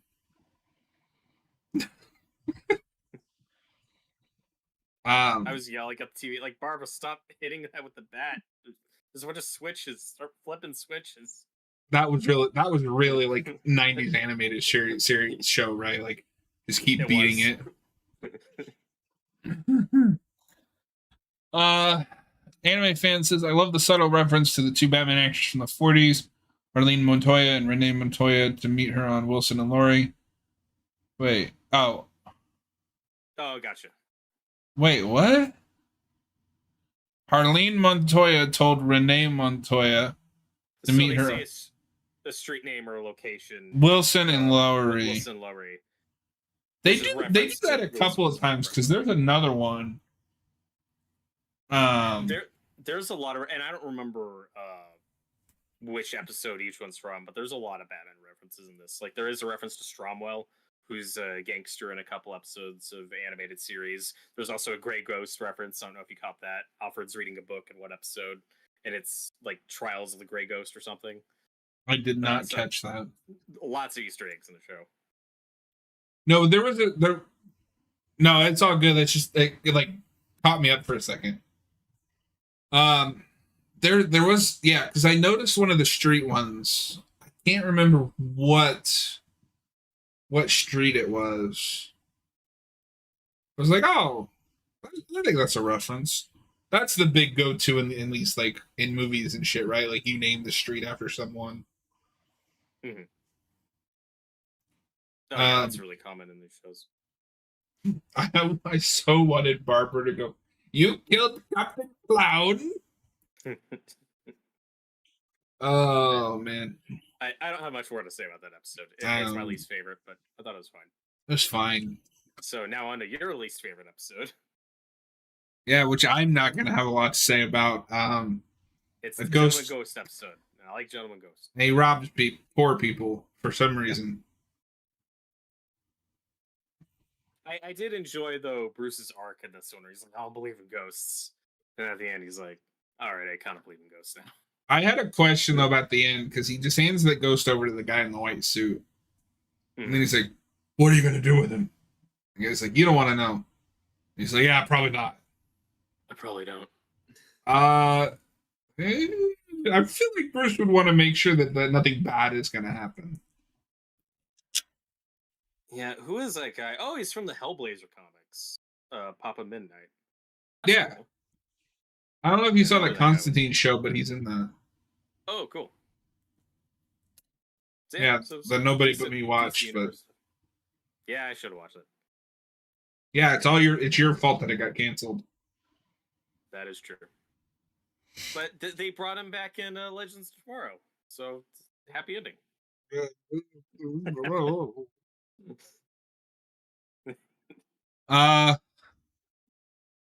I feel like there was something that I liked in this episode, but for the life of me, I don't know what it was. Good Alfred stuff. Good Alfred episode. And I don't hate this episode by any means. It kind of went in one ear, not the other. There's a scene at the end where the ghost is possessing Alfred. He's like, "Oh, you've got a secret. There's something you hold on." So I wonder what that's setting up. Okay. So what I did like about this is the first time that Bruce shows any kind of like concern or give a shit about Alfred. Yeah. But they don't. Danger episode. And it's weird because when Alfred gets possessed, it becomes really melodramatic. He's like, "You have to kill me, sir, before it makes me kill you." And I'm like, really? That's what we're going with this? But then they like sober up and you know, Batman's like, I couldn't do this job without you, Alfred. But you know he was gonna say, like, it felt like he was gonna say something else. So I like that they paid attention to that details. Like, he's concerned, but he hasn't changed enough to show concern. Or show a visible, you know, state that he's concerned. Anime fan, I can tell you right now, he was not unintentionally responsible for the death of the Waynes. I am worried about that though, where it's like, okay, I think this season covers the origin well enough. I hope we're past it. We don't need to keep checking back in on the origin in season 2. I have a theory. What if it's Hush?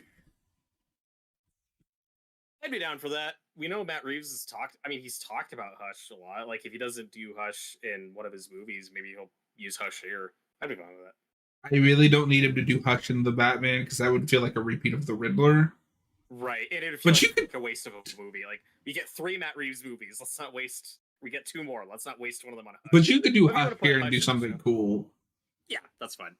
I don't know. Yeah, that's a good theory. Or What if the secret is that Alfred is his father? No. You ever read a comment called Trouble? Where we're gonna do that, but for Batman. What? You've never heard of the Spider-Man story Trouble? Uh-uh. Oh, that's a different conversation. Pin in that. I went for the Star Wars reference, and you went like the other way. So you haven't read the comic where the twist is that Uncle Ben was Peter's biological father? No. Oh God! I didn't know that was a We'll talk about it thing. later. Oh yeah, surprisingly, fans hated it. I'm not sure why. But yeah, fans hated it, and we don't talk about it anymore. I should have just stuck with it. But yeah, I don't know. This episode's fine. I think this episode also suffers the most from what is a cool idea of like Batman's kind of just a wraith in the background. Like this is very much urban legend Batman. But when you have an episode like this where the villain's a little bit weaker, and arguably none of the supporting cast that you set up has much to do, you're kind of just waiting for that final showdown at the end. Yeah, this is not one of the best episodes. But again, I also question. Really enjoy this form. I also I question, like, do ghosts fit with the universe they've set up here? I think they do. I didn't question it. I hope we get more supernatural stuff in season 2. Well, because a lot of those old pulpy stuff did have ghosts, vampires, werewolves, zombies, early zombies. So I that didn't bother me. Okay. Do you have anything else you want to talk about with this episode before we move on? Good stuff. Nope. On to episode 7, which I think might be my second favorite episode. This one's great. Probably, maybe third. I don't know. It's hard because I really love the Clayface episode, but it's not like thematically as rich. Whereas like this episode is really thematically interesting. The Nocturna episode is classic TAS style writing. So like I like these episodes more, even though like as just like a piece.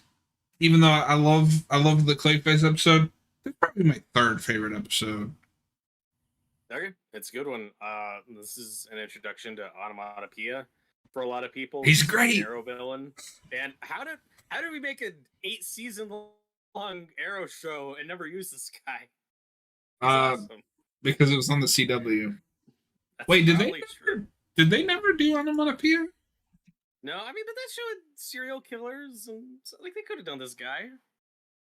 That show had a lot of Moida. Wait. I think you're wrong.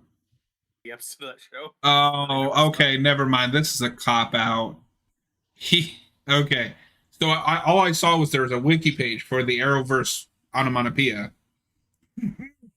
He is in the Arrow season 2.5 comic, issue 12. That's as canon as Smallville season 11. Season 11 is canon, damn it. No, I hope not. No, he's great. That shouldn't work in this tone, but it does. That's the dark comedy that the show really nails. Yeah, but I think this is the most like so just straight up comedic episode they've done. But no, I like part. Oh, go ahead. Well, my favorite part's the ending when Batman punches him and it says something like "pow," which is a great. No, it's great. Show. It's perfect. Like that's where you get more of that humor and that like humanity coming in with this Batman, where he's like, "I just did that for me, but it was really funny. I couldn't resist." Anime fan, I'll rewind what we're talking about. So it's also possible that Alfred hired Joe to get rid of Thomas and May. Okay, they're not going to do that. They're not going to do that. Alfred was behind the Wayne's death. He seemed pretty surprised at that flashback. We see him like at the car and he hears the gunshot. This has an all-star creative team. Even if like Brubaker is leaving, I think it's Brubaker.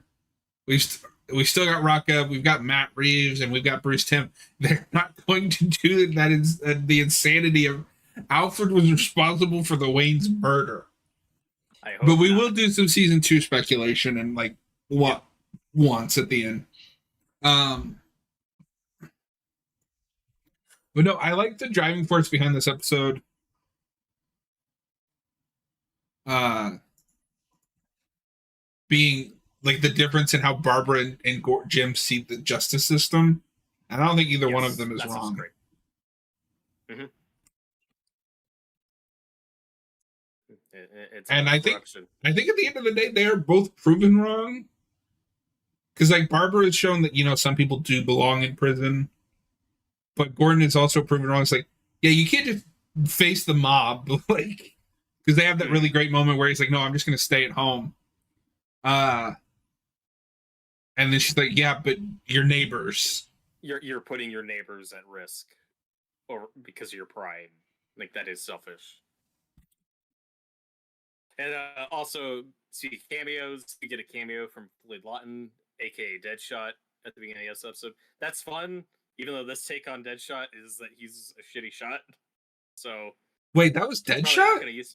Yeah, so that's kind of lame, but I appreciated the Easter egg. But yeah, they're probably not bringing him back. Yeah, he's the assassin at the start of the episode. They say his name is Floyd Lawton. That's lame.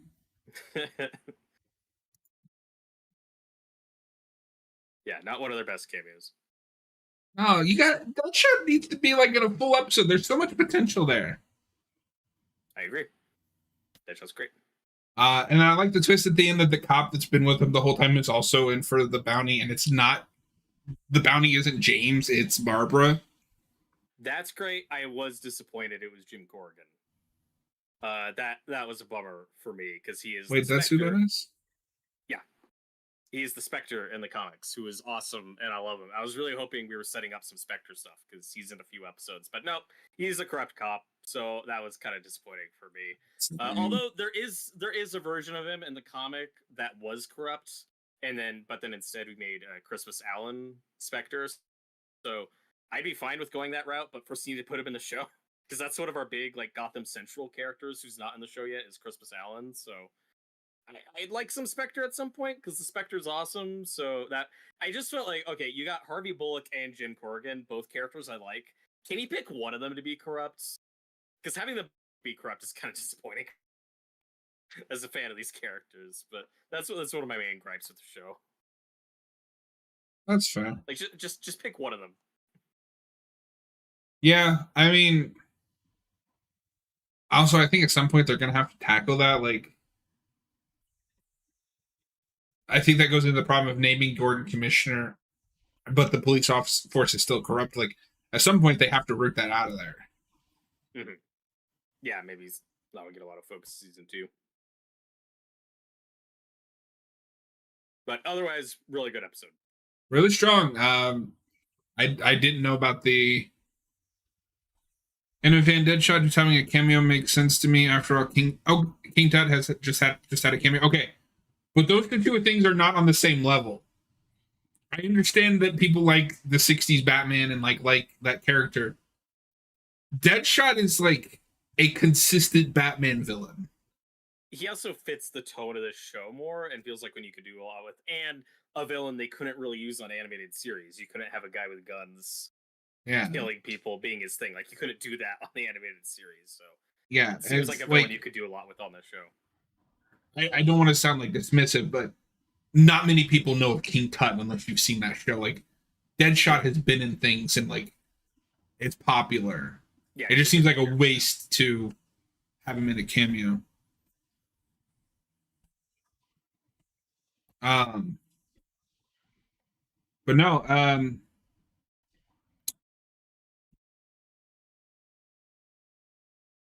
isn't Deadshot a small villain outside of Squad stuff? Well, he's bigger now for Suicide Squad. Like, he's not a top 10 Batman villain. Okay, but if you have to say, except, cool. Isn't he a smaller villain outside of this popular thing that he is popular in? Then that answers your question. I don't really have anything else to say with 7. We can just move on to 8, which is Nocturne. Yeah. Which goes cameo favorite? Crazy, which I have questions about because I think even if you're not at the moment being like, maybe we're not going to do Robin, maybe having all of them just be cameos in your first season is a mistake, because then you're stuck with that if you ever change your mind. Yeah, or unless you just pick a different Robin. Or I feel hope it just turns into like that's the Robin farm. Like one dies and then he just like gets another one. Just yeah, exactly. Well, because the first one we see is Dick Grayson, who they call Dickie, and it's like just the TAS design when you see flashbacks, so it's almost jarring because like their Bruce Wayne and their Alfred all look so different from their TAS counterparts. No, this Dick Grayson is just how Dick Grayson looked on that show in flashbacks. So that was kind of jarring. And then they kind of fake you out, thinking that they may have just killed him off, but they don't. This episode doesn't go all the way, which I appreciate. They could have gone harder than they did, because they're fine. Batman can still recruit him. But yeah, you get Dick Grayson, you get Jason Todd, who has red hair in this. That's fun. And you get Stephanie Brown, I think. Stephanie Brown, and then the last one, the one who gets the most attention, is Carrie Kelly. Which is weird that the one you give the most potential and like potential Robin setup to is Carrie Kelly, the Dark Knight Returns Robin, where like that could be the Robin in the show in season 2 or 3. So that's a weird choice, but I'm fine with it because Carrie Kelly's great. I liked her in this episode. They give her the slingshot. That's fun. Yeah, no, the slingshot was great, and for me, who missed some of their introductions, but I knew that like there was an episode with all the Robins. That was a great way to tell me, yeah, this is Carrie Kelly. The Stephanie Brown one caught me off guard just because we don't really acknowledge her as Robin in anything anymore. Mm-hmm. Right. Yeah, it's cool that these aren't just like kid sidekicks. Like these have all been Robin at some point specifically, which is why omitting Tim is kind of weird. You'd think that they'd have Tim there. Yeah. Unless the thinking was, well, Tim Drake wasn't originally an orphan in the comics, but neither was Carrie Kelly, so I don't know. Anime fan says, I like how Nocturne basically evil version of Wednesday Addams. Yeah, they were like, yeah, let's just do Nocturne, but make her look like Wednesday. She's aged out a lot, which is an interesting choice, but for the story they told in this episode, I thought they made it work. And I think her older brother is voiced by Haley Joel Osment. That's so yes, random. I saw that. He's been in a couple things. Right? He's in The Boys.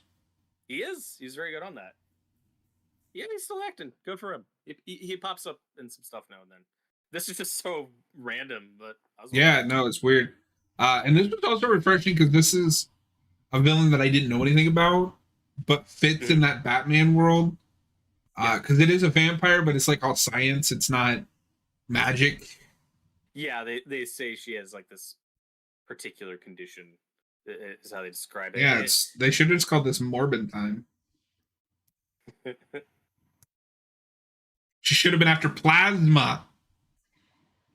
Yeah, well, and there is this rare real life disease though with people who are affected and allergic to sunlight, like who can die if they're exposed to too much sunlight. So it's like taking that, but also for some reason she has the power to take in people's souls and drain their energy. It's fine.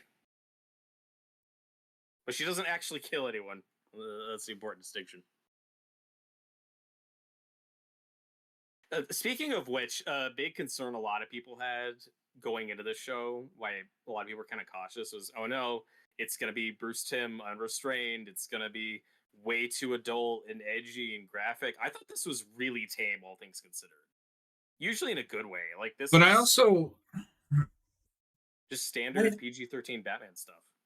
I agree. I also think the thing with Tim Unchained, I don't think that's inherently a good or bad thing. It just depends on what he's doing. Batman and Harley Quinn, collaborators are. Yeah. So for example, like Batman and Harley Quinn, I haven't seen it, but I know enough about it. That isn't bad just because Bruce Campbell can do whatever he wants. It's bad because he can do whatever he wants. And oh, sorry.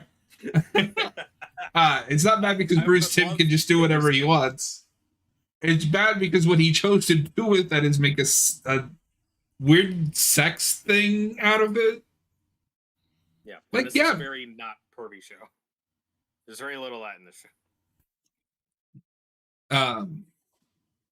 I also think the show could have had more blood. Like, I'm fine with it, but this is a very bloodless show. This could have pushed some, for a lot of people who get shot, you see very little blood in this show, and I thought they could have.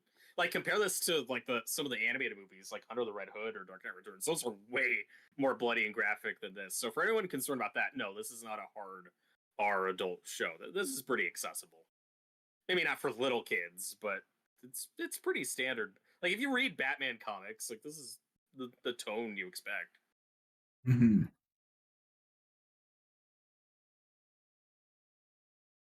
We also get Leslie Tompkins in this episode, who runs the orphanage. That's a fun choice. I liked how they used Leslie here, a character who's sorely underrepresented in the movies. I'd love to see her in one of the Matt Reeves movies or something. That'd be great. Well, so with the circus freaks, we get a cameo from Killer Croc. That was cool. I like just the terrible Killer Croc design. Not a great design, but I like that he's just a strong guy who just has the skin condition, who just looks reptilian but isn't. It is kind of nice that we went like back to basics, but yeah, like, could you clean that up a little bit? Yeah, not one of their best, but I was just happy to see him. Yeah, for sure. I also like that Bruce gets knocked out by the bearded lady. that scene was so weird, but I was kind of with it. Where they're like, "Why are you looking for this little girl? We're all gonna beat you up now and not question." Yeah. Get full context for the situation. I did you read that? Did you think like, oh, they know what Nocturne really is and are trying to protect her, or do you think it was a genuine misunderstanding? I think it was a genuine misunderstanding, which was supposed to be played for comedy. Because the brother very clearly says that like, you're not supposed to do this in front of people, or you promise you wouldn't do this again. Yeah, I just wasn't clear on like if some of the other circus people were. Anime fan Nocturne, the tragic villain like Freeze. That's true. And they're clearly looking at that Justice League episode. Yes, this is. If anyone's watching the show thinking Batman's a bit too cold or stiff or whatever, no. This is an important episode for his development and his humanity. He cares about children. That's a really important thing to get right. And the fact that he goes out of this way to save this demon vampire monster child it is great. It's a really nice moment. Yeah. Also, with cameos, this is where we get our Julie Madison cameo. This is his date, making her reappearance since Batman and Robin in 1997. Justice for Julie Madison. She's back. She's back. I did think it was weird though that she wasn't in the Clayface episode since they used her at all. Because in the comic, at the end of that story, she's an actress, and in his first appearance, he's trying to kill her. So I did think it was weird that we didn't put her in that episode, but then she's here. But it was so nice to see her because she is Batman's first love interest from the comic. I think they were engaged too. They almost went hard with that, but then it's like, nah, this isn't working. And she just leaves him, like all the women in his life. But it was nice to see her here.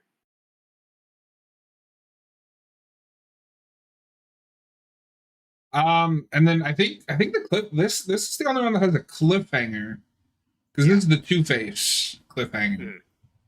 And again, I just have questions like, why now? Is this too far? Like, who is that guy that he's supposed to be letting off of the hook? I think the idea is that he's being more inspired by people like Barbara over the course of the show, and why he's wanting to kind of turn. I think that's at least what they're going for. That people like Barbara are getting to him and wanting to be better. I don't know if I buy that. Okay. But let's just talk about 9 and 10 together. It's a two-parter. Two-Face decides to become a vigilante, which I think that is very Long Halloween. I think that's what Loeb and Sale do with that. Yeah, he's primarily motivated by revenge. Yeah. Although I did really enjoy though that scene where Bruce takes Harvey out in public to dinner, and he's like imagining what all the people are thinking of him and what they're whispering behind his back, and how that's when he's starting to snap. Like I thought that was a good scene. And I like this take though of Harvey being the bad side and the scarred side being like where his goodness and empathy comes out. That's a choice I wouldn't mind seeing again. I think we could have spent more time on it. But that's also, I mean, that's why they changed the side. That's why his scarred half is on the other side of his face this time, because that's the side that's supposed to elicit empathy. And I know you don't like the redesign, but I got what they were going for because it's meant to elicit more empathy than terror. Because he's designed to look more like an actual acid burn victim, like with how skin and stuff looks like if you look at real burn victims Yeah, but I in think this real show life, is like that's what they're stylized going enough. for. You could go for the. Yeah, with the tone they were going for, it was fine for me. And Harvey's been done so well in animation, particularly in animated series. You get several great episodes there that I was fine with this different spin on Edmure. Mhm.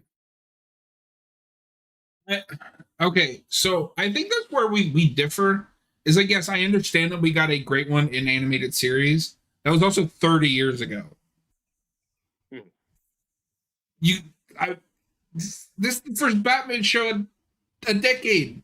Let's go back to basics.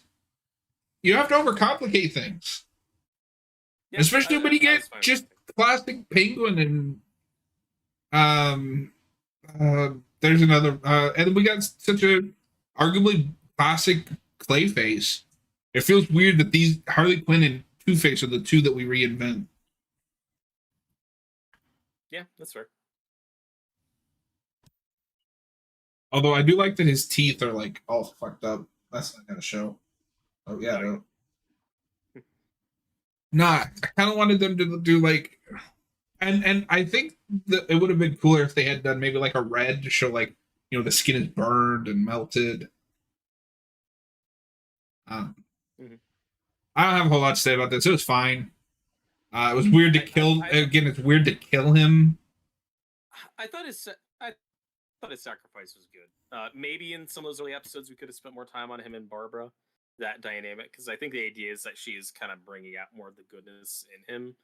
But that all played fine for me, and like I said, I enjoyed this take, and I'm also fine with killing him off just because now he's out of the way. We can do other villains moving forward. Mm. We've done Two Face a lot, so I was fine with wrapping that up here. I also like where we take Batman, where you can tell he feels a lot of guilt over that friendship or that manufactured friendship. That he was basically using Harvey as a pawn, and this is the first time that's really come to bite him. Well, okay, so So I'm that glad you stuff works mentioned for me. that. And this is the downside of me not getting to rewatch these two. So I'm going based on my first impressions. I like the fact that arguably Harvey did is Bruce's fault because Yeah. manufactured friendship aside, you get to the end and he's like, "I'm going to take you out," get your mind off things, and he pushes him a little too far, and that's what drives him over the edge. I thought that was great, and then he doesn't really want to accept that it's his fault. When Alfred just like, maybe you took this too far, and then you get that acceptance of like, if it is my fault, I gotta go fix it. Mm-hmm. I'm sorry. Sometimes he starts to get into Bale territory for me, but not in a bad way. It's just I also love that he talks in the Batman voice, even to Alfred. Oh, that's always great. Alfred, I found an angel. One of my favorite scenes too in the finale is after Harvey dies when he almost Flass. You get that great moment where you get some of that golden age iconography where we get to see Batman holding a gun. Like we kind of get to go there, but still not all the way. Like he still makes a point with it by not actually shooting him, and then he throws the gun away. That's a great moment. That all totally played for me. No, that was good. The only other thing I have to talk about is the ending. Do you want to just talk about it now? Before we get there, can we finish hashing out the Harvey Bullock stuff? Harvey Bullock. Wait, Bullock Harvey and Bullock. Flass. Oh yeah, I guess his name is Harvey Bullock. Yeah, we got two of the main Batman characters are named Harvey, and you just I always call Bullock just Bullock, so I was like, who the hell is Harvey Bullock? No, well, I like the scene. I think it's Barbara. It's either Barbara or Montoya who says like, "Oh, Bullock, you think Flass is your friend, but he's really using you as the fall guy. Like you're the one who gets his hands dirty. Everyone knows you're corrupt, but Flass is the one who more in the background. He's the smarter of the two, and he's the more dangerous one. So I thought that there was some really good setup there. That's just not paid off. Like Bullock's just captured at the end. Like he's just arrested and that's it. Like it's like we were setting up an arc that we don't see through, and maybe we'll get that in season 2. But there's two places you could have gone with it. You could have either had Harvey finally turn on Flass, or what I thought they were going was that Bullock was going to be the one to testify against Thorne. Mhm. And then we don't do that because that's part of the tragedy is Harvey Dent is dead, so now he can't testify about Thorne. But then I thought Bullock was going to. I kept waiting for that redemption arc to happen, and it just never did. Maybe we're getting there in season 2, but that's probably my biggest disappointment of the show so far. It just felt like we were setting up a character arc that we didn't see through. Like, then why even bring it up, you know? Yeah, exactly. Harvey. I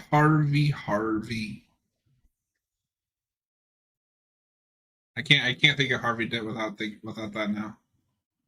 Yeah. Oh, and then at the end, to show his growth, Bruce treats Alfred like a human being for the first time in his life by calling him Alfred, Alfred. not Pennyworth. Alfred. That's a nice moment. No, I thought that was nice.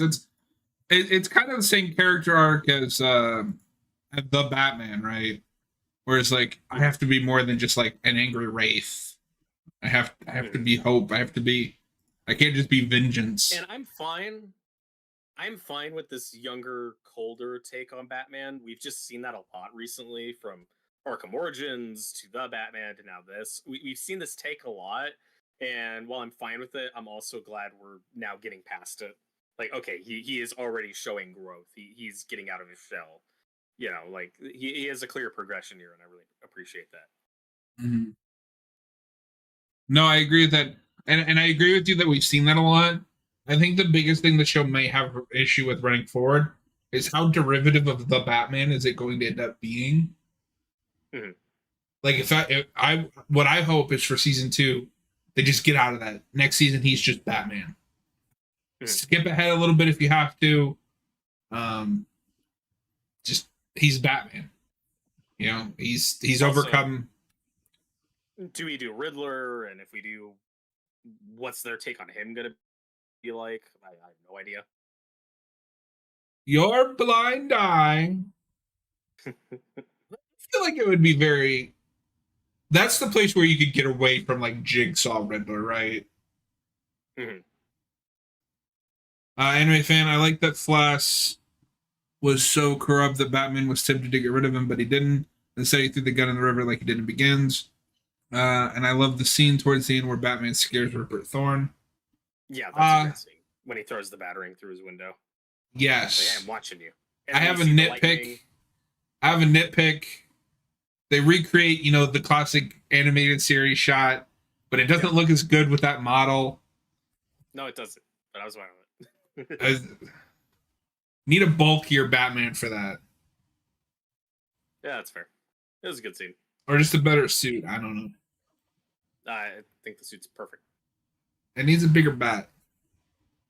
No. I want the absolute metal bar, but like maybe even more ridiculous than that. Like it doesn't even have the wings. It's just like a line across his chest. It's just a black rectangle.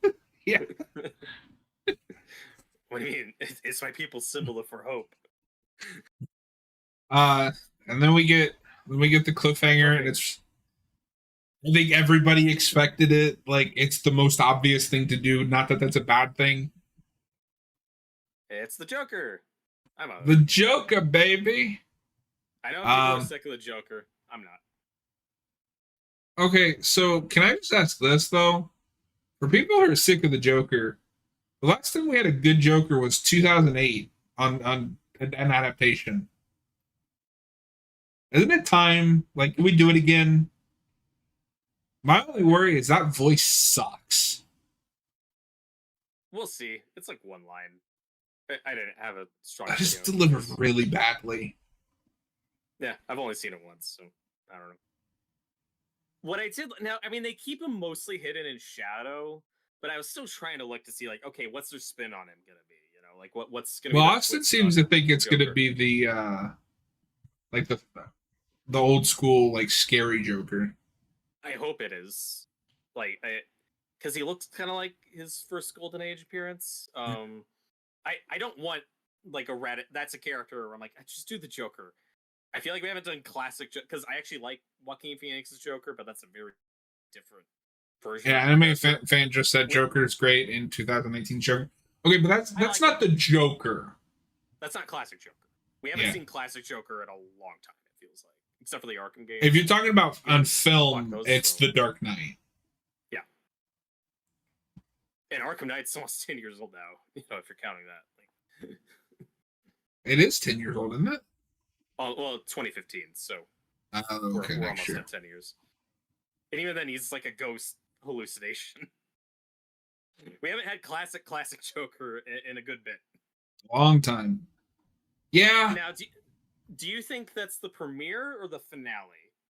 Or is that going to be a weird random episode in the middle? Because I could see season 2 having like a 2-part big finale that's Joker. I think if they're smart, it's the premiere, but you set it up that he comes back, and then you... Okay, I'm gonna give the cop-out answer. They're smart. You pay off the cliffhanger in the premiere. But then you set it up and he comes back in the finale. And then they kill him. No. Well, they might kill him. Yeah. Also, I'm fine with Joker and Harley being just two completely separate entities. I thought you were going to bring that up. Like, do they team up in season 2? So I kind of hinted at like that's going to be weird.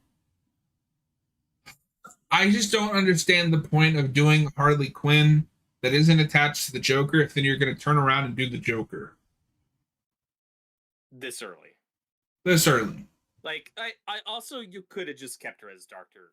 Quinzel this season. I would have been fine with that because I did like that episode. How cool would it be though if we like kept her as like Bruce's therapist, or like it's just Montoya's girlfriend who's brought in as a regular Sabrina, and then in season 2 she's corrupted, she's turned, she betrays everything that she stands for. Like, that Harley Quinn twist just feels so short-sighted to me. I also don't even hate the idea of her being corrupted before she meets the Joker. I'm fine with that too, that she does have this dark side and this shady things going on. I don't need her corrupted by the Joker in the show. It just feels odd. Adam March is here. Well, we got to start the video over. So we're talking about the Cape Crusader show. How's it going, Adam March?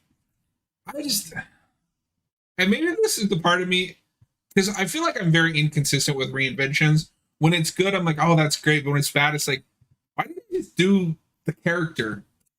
And I had that with this show. It's just like, I didn't like the Harley Quinn. It's like, just, you're one half of the team that created Harley Quinn. Just do Harley Quinn.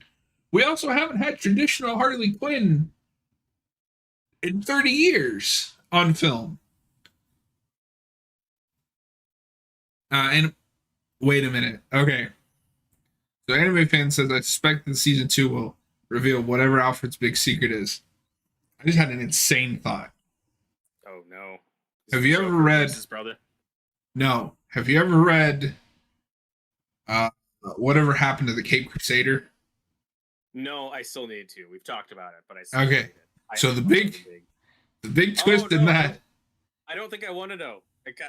You told me to read that and see what the reaction was. I don't know if I want you to spoil that for me. Okay, we'll come back to that because I don't want to spoil it, but I need you to read that. I need to read it. Yeah, I think it's Whatever Happened to the Cape Crusader. Nobody spoil it forever. I was too busy watching The Crow yesterday, and now I have 3 sequels I have to watch. No. You need to watch Buffy, you bastard. That is true. Anna March says, I like the Harley reinvention, but you're right, John. When was the last classic Harley? Because even in the movies, like, as much as I love her in The Suicide Squad, she's very much modern Harley, which I don't like. I mean, that's the best I've liked modern Harley, but... Yeah, and I do like that Harley Quinn show. Adam March says, Harleen still has the best Harley. I haven't read it. Maybe we should review that soon. Yeah, I've heard Harleen's very good. And I don't know. I just other than the outfit changes, though, she's pretty classic Harley in the Arkham games. Yeah, like she's still a villain. She still works with the Joker. But if we're not counting the Arkham games for Joker, we're not counting them for Harley. Right. We have to be Also, consistent, Roberto. yeah, well, and even though Margot Robbie is perfect casting, what sucks is you kind of get classic Harley in the first Suicide Squad with their take on Mad Love. I just want that story adapted well in a movie. Like we did it, we just didn't You do didn't it like well. it when you threw her in the goop that doesn't really mean No, anything. nah. You didn't like when they awkwardly recreated the Alex Ross painting. Yeah, it didn't look great. That's the problem with Harley too. As much as I love that animated series costume, I don't think that translates great to live action, or at least I haven't proven it can be. Like, is it Except White for the Knight? Like, costume. I don't think the costume looks bad in Suicide Squad when you get it for like that second. It's just not it's shot just not well well. shot. Yeah, but And also it's fine. next to a not classic Joker. Right, that's what throws it off. Like, look, he's in the black tux, and he still has all these shitty tattoos on his face. He's He damaged. still looks like Post Malone.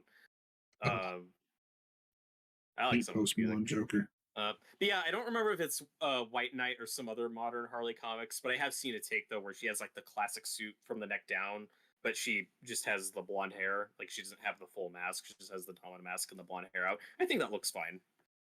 Um, but yeah, like It's if been you so want long since I've classic read that. Harley, you don't get that here. And again, I thought they had some good ideas. I like the idea of her being an evil psychiatrist who's like driving her victims insane, or you know, her way of punishing the corrupt and stuff. Like there's good ideas here. I thought the episode was just fine. And it's just weird where now that we're teasing Joker, are we gonna have those characters meet? Like this obviously isn't hardly inspired by the Joker, we don't think, unless we work him into her backstory. I don't know. I'm also fine with just keeping them separate, but we'll see what they do. I don't know. Um, I'm hoping I'm open to seeing whatever they do, but I am hoping for just a classic Joker. That's a villain that I hope we just don't try too hard to overthink or reinvent. Like just do the Joker. out of March 2016 felt like they just awkwardly. I'm assuming that's supposed to be stuffed Harley stuff into it. But yes, Margot was great casting, but feels very modern. Weird to be speaking like this about a character that is only 30 years old.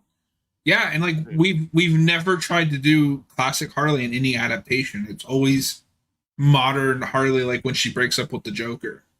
What are you talking about? We got a movie called Batman and Harley Quinn. That's classic Harley, right? I haven't. I'm dreading that one. I'm dreading that one, man. um. Okay, so we're gonna try to go for maybe 20 more minutes and then wrap this up. We've been going almost 2.5 hours. Um, what do you want for next season? Villain can be villains, storylines you want adapted. Top of my list is Hugo Strange, and I hope it's not Yes. a reinvention or a new twist. Just do classic Hugo Strange. Okay, Please. so I'm gonna cut in real quick just because I want to follow up on this point. I don't want to forget. Do you think that's too redundant with this take on Harley? No, like the show has like a couple scientist archetypes, like we see in the Clayface episode, but we haven't done a straight up mad scientist plot yet. And you can do a lot with Hugo Strange, like with Night of the Monster Men. That's a classic one where he makes giant zombies. Just do that. You don't need the main emphasis to be on the psychiatrist angle. He can just be a mad scientist who makes monsters for Batman to fight. Like I'm fine with that. Or just he's just uninteresting though. Yeah, the Golden Age Hugo Strange is great. Just have him obsessed with Batman, mad scientist. You can do a lot with him. I just want him in multiple episodes, or at least two, because if you're gonna do the Monster Man, it has to be a two-parter. Yeah, and his episode of the animated series I think is very good, but he only gets one. That's a villain who's kind of underused in that show, and with leaning into the Golden Age aesthetic, just I want them to use Hugo Strange well. He's at the top of my list. And okay. Joker, they're teasing, so hopefully it's just a classic Joker and they don't try too hard to reinvent or put their own twist on it, but we'll see. Adam March says, curious what villains you want to see and what villains you actually think we'll see. I mean, I don't know what we'll actually see. That's just so hard to tell because, like, I like this show, but there's not a consistent, like, these are the only types of villains that we're using. Like, say, like Nolan, where we can only use villains that we can modify to fit this aesthetic. We're pulling from everything. You mentioned Hush earlier. That's possible. Hush would be good, and I think what would be cool about Hush is you could adapt that into this aesthetic and make it so that's a villain you can reinvent. Because nobody gives a fuck about Tommy Elliott. I'm sorry, but I want to see Scarecrow. Please, somebody at DC, this is your chance. Scarecrow voiced by Robert Englund. Give it to me. I need it. That would be perfect. I also wouldn't complain if they got Jeffrey Combs back. Adam Arch, I probably missed it, but did you guys talk about the Robins? We did talk about it a little bit. Just to kind of summarize it, it was cool, but it seems a little short-sighted because, like, if you ever decide you do want to do Robins, you're stuck with that.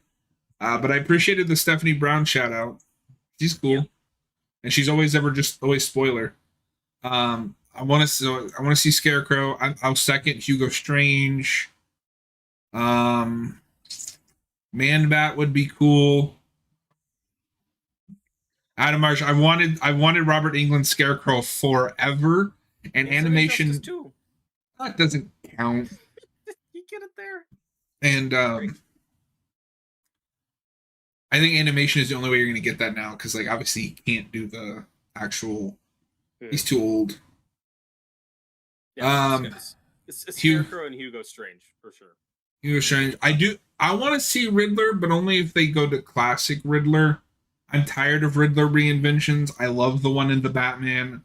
The Arkham one is like annoying on purpose. Just make a Riddler like that wants to tell riddles and kill people. I don't know. As long as he's back in the suit with the hat, you know. And I think the show would do that. That'd be neat. We got a Killer Croc, and I don't really like it. I could see them bringing him back potentially. I think he could come back. Also, very high on my list would be just some Golden Age stories that have just never been adapted, like the Mad Monk. Nocturna's kind of a vampire, but not really. Like this show could still go full vampire. I'd be down. Just give me an episode of Batman fighting Dracula again, or a vampire. I'd be fine with the show going full vampire. Also, Dr. Death is Batman's first like real arch enemy. Him or Hugo Strange, but Dr. Death's an early one who the comics kind of forget about. Scott Snyder brought him back and put kind of a different spin on him in the New 52 run. But I would love to see Dr. Death. Where is he at in the New 52 run? I want to say it's during like the Bruce Wayne amnesia plot. It's been so long since. Oh, okay. So I just haven't read that stuff. I haven't read that stuff in ages, so I could be. Adam Arch, give us a Gortian Riddler. I want a darker Riddler than that. Yeah, you can find the balance. Yeah. Also, I like because we always expect it. Court of Owls would be cool if they did it well. This would be a cool place that could be a season-long arc. It could be. A lot of people want Ra's al Ghul. I'm fine with that, but let's save him for season 3. I don't really there's some other villains I'd rather see. I don't know if I want Ra's for this Batman. I agree. I'm just trying to play fair. We've seen Ra's al Ghul in League of Assassins a lot. I kind of want to give some other villains a spotlight for a bit. But yeah, Hugo Strange, Scarecrow, Dr. Death. Those are probably my top 3 for season 2. I want to see Red Hood. Interesting. Here's what I would do. Something happens to the Jason Todd that we're introduced to, and like you just 8-year-old child. You just and then you can conceive a reason for him to grow up. The show, you could do that in the show. And he becomes kind of the antithesis of Batman and starts killing people because he doesn't think that Batman is doing enough to keep Gotham safe. I think he's too young to make that work, but maybe. Too young to make being aged up work? Unless you did like a really big time skip, but we'll see. Okay, so you're going to tell me that the show that turns a man into a clay face, it's too much to have somebody aged up rapidly? I don't know. Seems Adam March, I want to see Red Hood, said no one ever. I mean, I don't want to see Red Hood as a Bat family member, but I think he works as a villain. Yeah, well, and also would have speculated that maybe we'll do Red Hood stuff before we do Joker, but we've already teased Joker, so they're obviously not. Well, and that Red Hood, like, that was just like rough idea draft, like just hitting the beats, and B, that's like from out of left field. Like, I don't expect them to do that. I'm just throwing an idea out there. Now, do you think? Okay, this is gonna be speculation / prediction. If we bring in Poison Ivy, how likely is it that we bring her back in the episode we bring back Harley? When we bring back Harley, is that when we put our version of Poison Ivy in? Possibly. Because that's the big thing now. The only reason I hesitate is because I could see them doing that, but I don't want them to do that because it's not high on my list. That, in my opinion, because this season feels very timeless. You could watch this now. You could watch this in 10 years. If you put that where it's like, oh, Harley and Ivy are together, that's instantly going to date that season because that is a very now thing. Mm-hmm. John wants Red Hood and Hush on sub. Adam Arch, no! Wait. No. Mr. Freeze would be cool, but that's one where I feel like if they did freeze, Tim would want to reinvent him again. I don't think he'd want to just do what he's done already. So maybe not. That's a tricky situation because that their Mr. Freeze is already a reinvention. Mm-hmm. So like reinvent it again. That would be cool though. Like Mr. Freeze has been adapted worse than even like Joker. Or hey, they could do some synergy with Suicide Squad and do Mrs. Freeze. No. Have you seen the skins they released for that? Some of them look really awful. Anime fan, my fan theory is that Alfred and Martha had an affair, so Alfred hired Joe to get rid of Thomas. However, Joe accidentally got rid of both parents. Alfred felt so guilty that he became Bruce's butler. I definitely wouldn't want them to do the Ivy and Harley. I agree. They can do Mr. Freeze as an Austrian bodybuilder of future politicals. Dude, do you know how much respect I would have if they got Arnold back for Mr. Freeze? That'd make this the biggest show in the world. Dude, that would legitimately make this the best Batman show. I've always wanted to play Mr. Freeze. He's a very sexy character. Everyone loves him. Of course he'd play him again. Oh, that'd be wonderful. Okay, so we've talked about villains we want to see or who could see. It's also important to know that, okay, we're dealing with potentially, sounds like 10 more episodes. And some villains I'm sure this season will come back. Firebug and Dent are off the table. Because they're dead. And then they're dead, Jim. What we're left with are Penguin, Clayface, Catwoman, Gentleman Ghost, Automatopoeia, and Nocturna. Like, that's 6 episodes potentially. Which of those do you think they're most likely to bring back and give another whole episode? Because I feel like Gentleman Ghost is one of them. Nocturna, I don't think Gentleman Ghost is coming back. I feel like if we bring Nocturna back, it undoes the end of that episode. Yeah, like unless they just have a really good. I'm gonna say Penguin and Catwoman, and those are the only 2 that I'd like to see brought back. They're easily the best. Clayface. And Clayface. Sorry, so 3: Clayface, Penguin, and Catwoman. And those are the 3 I'd like to see back because those are the only 3 villains that I liked. Yeah, but how fun would it be though if instead of doing another whole Onomatopoeia episode, what if he's just hired by Penguin for one episode? I want Onomatopoeia to come back, but it would have to be in a supporting role. But you could do some weird, fun like matchups like that, right? You could also, what you could also do? You could remake Batman Returns and do it better. Make it good. Penguin, Catwoman. Oh, we didn't talk about they do the Batman Returns. Oh, you hit me! I'm a woman, but it like makes sense and is logical. Yeah, it's great. And he's like, "Oh, now I feel really bad about this." And then she just decked him. This Batman gets his ass beat a few times. Yep. Alfred, I found a child, an angel. Okay, so I think I've just mapped out season 2 in my head. Okay, we've got Penguin, Onomatopoeia, Clayface, uh, Catwoman, and then Hugo Strange, Doctor Death, Scarecrow, Joker. Like that could be a whole season potentially. I think there's a Adam lot. Art's That's a good Deadshot mix. has to come back after 2 seconds. I want him to come. I want a Deadshot, but I don't know if I Yeah. want this Deadshot. I think that's just that one's just like Killer Croc is someone they could conceivably bring back as like a hired gun or hired muscle. Like I could see them bringing that Killer Croc back and giving him a bigger of a role. Deadshot feels like just a cameo thrown in as a reference, and we're done. I think they're more likely to bring back Onomatopoeia than doing more with that taking Deadshot, which is unfortunate because Deadshot's great. Yeah, I love Deadshot. Also, though earlier mentioned, I agree that I don't think they're bringing Jill and Ghost back, but they could bring back Papa Midnight and do a different story with him or involve him in some way. That could be cool. Constantine, please. That'd be great. Tim did say in a recent interview that they have season 2 planned. They're in the middle of working on it. Hopefully, it comes out next year.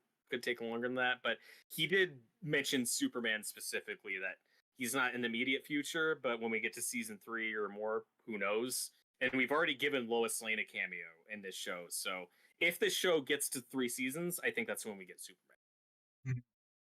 But I'm not. Adam Arch wants to see Mad Hatter. That wouldn't be a bad idea. Mad Hatter would be cool. Okay, so how about villains you don't want to see? I'm gonna go with the most obvious, but not obvious. Deathstroke. I don't want to see that. Yeah, he's overdone. I feel the same way about Ra's al Ghul. Like he's great. I'm excited for the DCU version of Ra's al Ghul. I hope they get him right there. But we've seen him in other media a lot. Let's save him for Adam later. Arch is really on an Aquaman kick.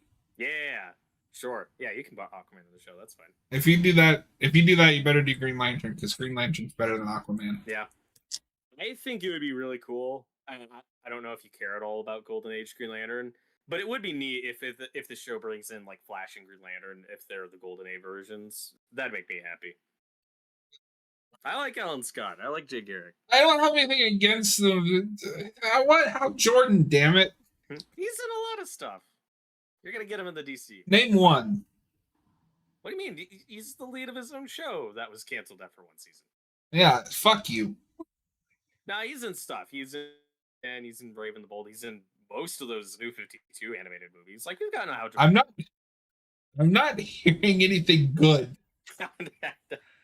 Adam Arch, John's takes recently have been brutal. Green Lantern is better than Aquaman. I'm sorry, it just is. It is what it is. They're both great. Aquaman is cool. I like the John's run on Aquaman. I need to read the Peter David run. Also, if they want to be random, Black Canary, she's in Gotham City sometimes, and then they have a connection. But yeah, I can see Black Canary showing up. I want them to just do an episode that is an adaptation of All-Star Batman and Robin. I knew you could say that. Just do that for an episode. Alfred. Oh God. I found an angel, and it told me I'm the goddamn Batman. Also, back to our speculation, though, I'm nervous that they won't do it because the show, for the most part, has tried to put its own spin on things and is kind of telling its own story. But I would love if they just did Ego for an episode. Like, you could change some things, but Ego would make for such a great episode of the show, and other Darwin Cook stories and other just one-off issues like that. I love to like just adapt some more comics. So I'm with you there. I'm even gonna go as far as to say Ego would be a perfect premiere to help deal with the aftermath of Harvey Dent died, partly because of Bruce's actions.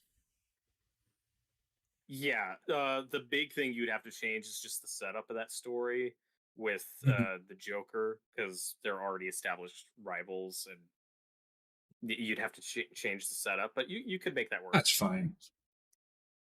I get that great scene though with the guy who's like, "I killed my entire family." so the Joker wouldn't kill them. Adam Arch, serious question though: do we really need it connected to a larger DC universe? Yes, Lois got a cameo. Do you think having other non-bad appearances would help the series? Okay, so this is where I'm going to say I am in the middle. I don't need the greater DC universe. I want a Superman. Because Batman and Superman are friends. Mm-hmm. And that is not a connection I don't need a Justice League. I don't even need any other superheroes to show up. I want Superman because I want that world's finest dynamic. Mm-hmm. They're not just superheroes that team up, like they are friends. Yeah. But if the show gets to season 4 or season 5, hypothetically, then I'd be fine with Wonder Woman showing up. Or Green Lantern, also, like, Flash. I know that's cool to hate on connected universes now, but like, I don't know, superheroes shouldn't exist in a bubble. Mm-hmm. Like, there should be acknowledgement, like, you're part of a larger mm-hmm. thing. Like, they don't need to show up every episode. I don't need another Brave and the Bold.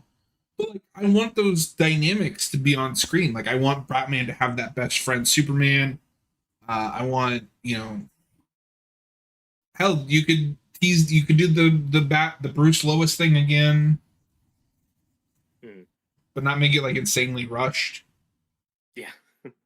Yeah. That makes sense. Yeah, like I don't care about like a connected universe other than the fact that I've always found the only superheroes that make sense to be in a bubble is the X-Men, but like just having like Spider-Man run around by himself is weird, or just like Batman where no one else exists is weird. You miss out on those dynamics. I would love if we got the Spectre, and I'm worried we're not doing that since we made Jim Corrigan a corrupt cop. And I'd also be fine with the Crispus Allen version of Spectre, but we haven't gotten Crispus Allen yet. So I'm not a huge Spectre expert, but they could go with like he's the Spectre because of the choices he made as a corrupt cop. They could put that twist on it, where it's like it's his penance. Or his potential redemption. I'm also fine with that. Deadman would be cool. That's a random one, but I'd be fine with the Deadman episode. We've already introduced Plastic Man. I don't think they're going to make him Plastic Man, but he's here. I also think Jack Ryder's in the show somewhere. That's the Creeper. He's fun. I don't think they do the Creeper, but the setup's I need them to do the Creepers just so that somebody go, Jeepers, it's the Creeper. Yeah. Adam Arch, I agree superheroes shouldn't exist in a bubble. But I just wonder if it helps the show. I think the Connected Universe is a positive comic universe. So, yeah. I mean, I don't think it helps or hinders the show, but I do think it gives you... Yeah. Like at the end of the day, it's still a Batman show, but like, because, like the DCAU did crossovers all the time. And it culminated in a crossover. But like, just having them show up and like acknowledge, like, these two are best friends and arguably like the two biggest heroes in this universe. Zatanna would be cool. You could do a Zatanna episode. Yeah. Do the Smallville thing. It'd be nice to get Paul Dini on here. I don't know if him and Tim had like a falling out. They just never work together anymore. They're always doing separate projects, but it'd be nice if they brought him on to write some episodes. Yeah. They're both great. Well, and you could have told me that the Nocturne episode was a Dini episode, and I would have believed you. Mm-hmm. Yeah, good stuff. So are there any storylines that you want to see adapted or don't want to see adapted? Don't want to see. I'm not in a rush to see Bane. I don't think the show needs Bane. No Nightfall. No Man's Land. No Azrael. Although, okay. Actually, No Man's Land could kind of slap in this continuity. If that was a season of Gotham has this major earthquake, that could be a great through line. Batman and Superman aren't really best friends. Batman's best friend is Jim Gordon, while Superman's best friend is Jimmy Olsen. That is incorrect, sir. They've been friends for a long time. They don't really do it. The idea of Batman and Superman not getting along, like that's not really a thing until Dark Knight Returns and then post-crisis stuff. Like we kind of like maybe that was true once upon a time, but I feel like modern day, like those two are best friends. We also done a lot, like post-Rebirth, there have been a lot of Batman and Superman comics. I think New 52, we got away from that, but then post-Rebirth, we've had a lot of... No, New 52 had an ongoing Batman Superman book. Okay, I just didn't read it. It gets really awkward because it continues on into the status quo change. So So you get the blue bunny mech Batman and jeans and shirt Superman. Weird. Adam Arch, no Bane and no Raish. We talked about that. Adam Arch and even Dark Knight Returns, they dread having to fight. Superman more so than Batman. Like Batman's ready. Like he wants to do it. That's true. Don't adapt All-Star Batman and Robin unless you have to do that. Do it. Yeah, just do it. Yeah, or that's your Hal Jordan episode. No, he paints everything yellow. and instead of Robin, he's gonna make Alfred live on rats. That's great. I want Batman and Superman to have separate franchises, but I mean, we already have that with Adventures of Superman and Cape Crusader. There's no reason you can't bring in a separate Superman for this. Oh, Adam Arch just gave me my new number one villain I want to see, Black Mask. Yep, who was never an animated series, so that'd be perfect. Just do it. Just do it, Tim. Just don't do that weird design from the Dark Tomorrow game. Yeah. Just do Skull, Black Mask. You can have a fedora, but make it a skull, please. Yeah. That's top 5 for sure. You can do this is where you can do the laughing fish. Just do it straight. Hmm? I actually haven't read that, but I know it's popular. It's adapted pretty closely in an episode of animated series. I just got how you bring Superman into this. Have you read the John Byrne Superman? I still have not. So Batman, they do an arc in that, which is why I call bullshit that they're not best friends, because it goes back to the 80s with Byrne, where Superman goes to Gotham and like they have to team up to stop a jewel thief. I can't remember who it is. And like Batman, the way Batman stops Superman from like just arresting him is like, I have bombs set in Gotham, and like if you try to do anything, it'll blow up and kill someone. And then you find out at the end of the episode, at the end of the comic, that he was the one with the bomb on him, and he was the one that would have died. So like he gets the upper hand on Superman. That'd be great. No, that's how you do that, especially with this Batman. What if their Robin is Damian, and they just don't do Raish? Subvert expectations. He just appeared. We don't know where he came from. They could have Duke Thomas. Everyone, he's not even a Robin. That doesn't count. All right, Robert, it is 5 after 10, and I am running out of things to say. Anything else you want to say, or any final thoughts? It's not my favorite Batman show, but I think it's really good. It's a strong start. I think there's room for improvement, and I think season 2 could be better. I think there's a really solid foundation here. Edward says Alfred will be rock. Only if he wears the green shorts. No, wait. No, I think this sets a good foundation. What just the time we live in, right? Like, we have a good Batman and Superman show on again. It's really nice. I've missed this. It's just and they arguably both have the same problem of villain reinvention that aren't as interesting. Yep. Superman more so, but that's because it's all anime. And also, we know Robert hates the animes. That's not true. I like it. Adam March, that's a large man to beat for those shorts. We're also coming off of a decade of so many not Batman shows like Gotham and Pennyworth and stuff that it's just really nice to have a Batman show where Batman's the main character. We're back. I haven't done one of these in a while.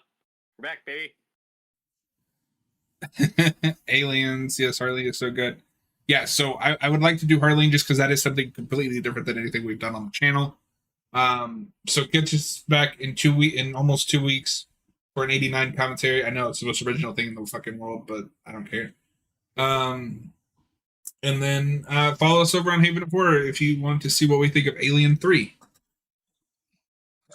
Have a good night, everybody.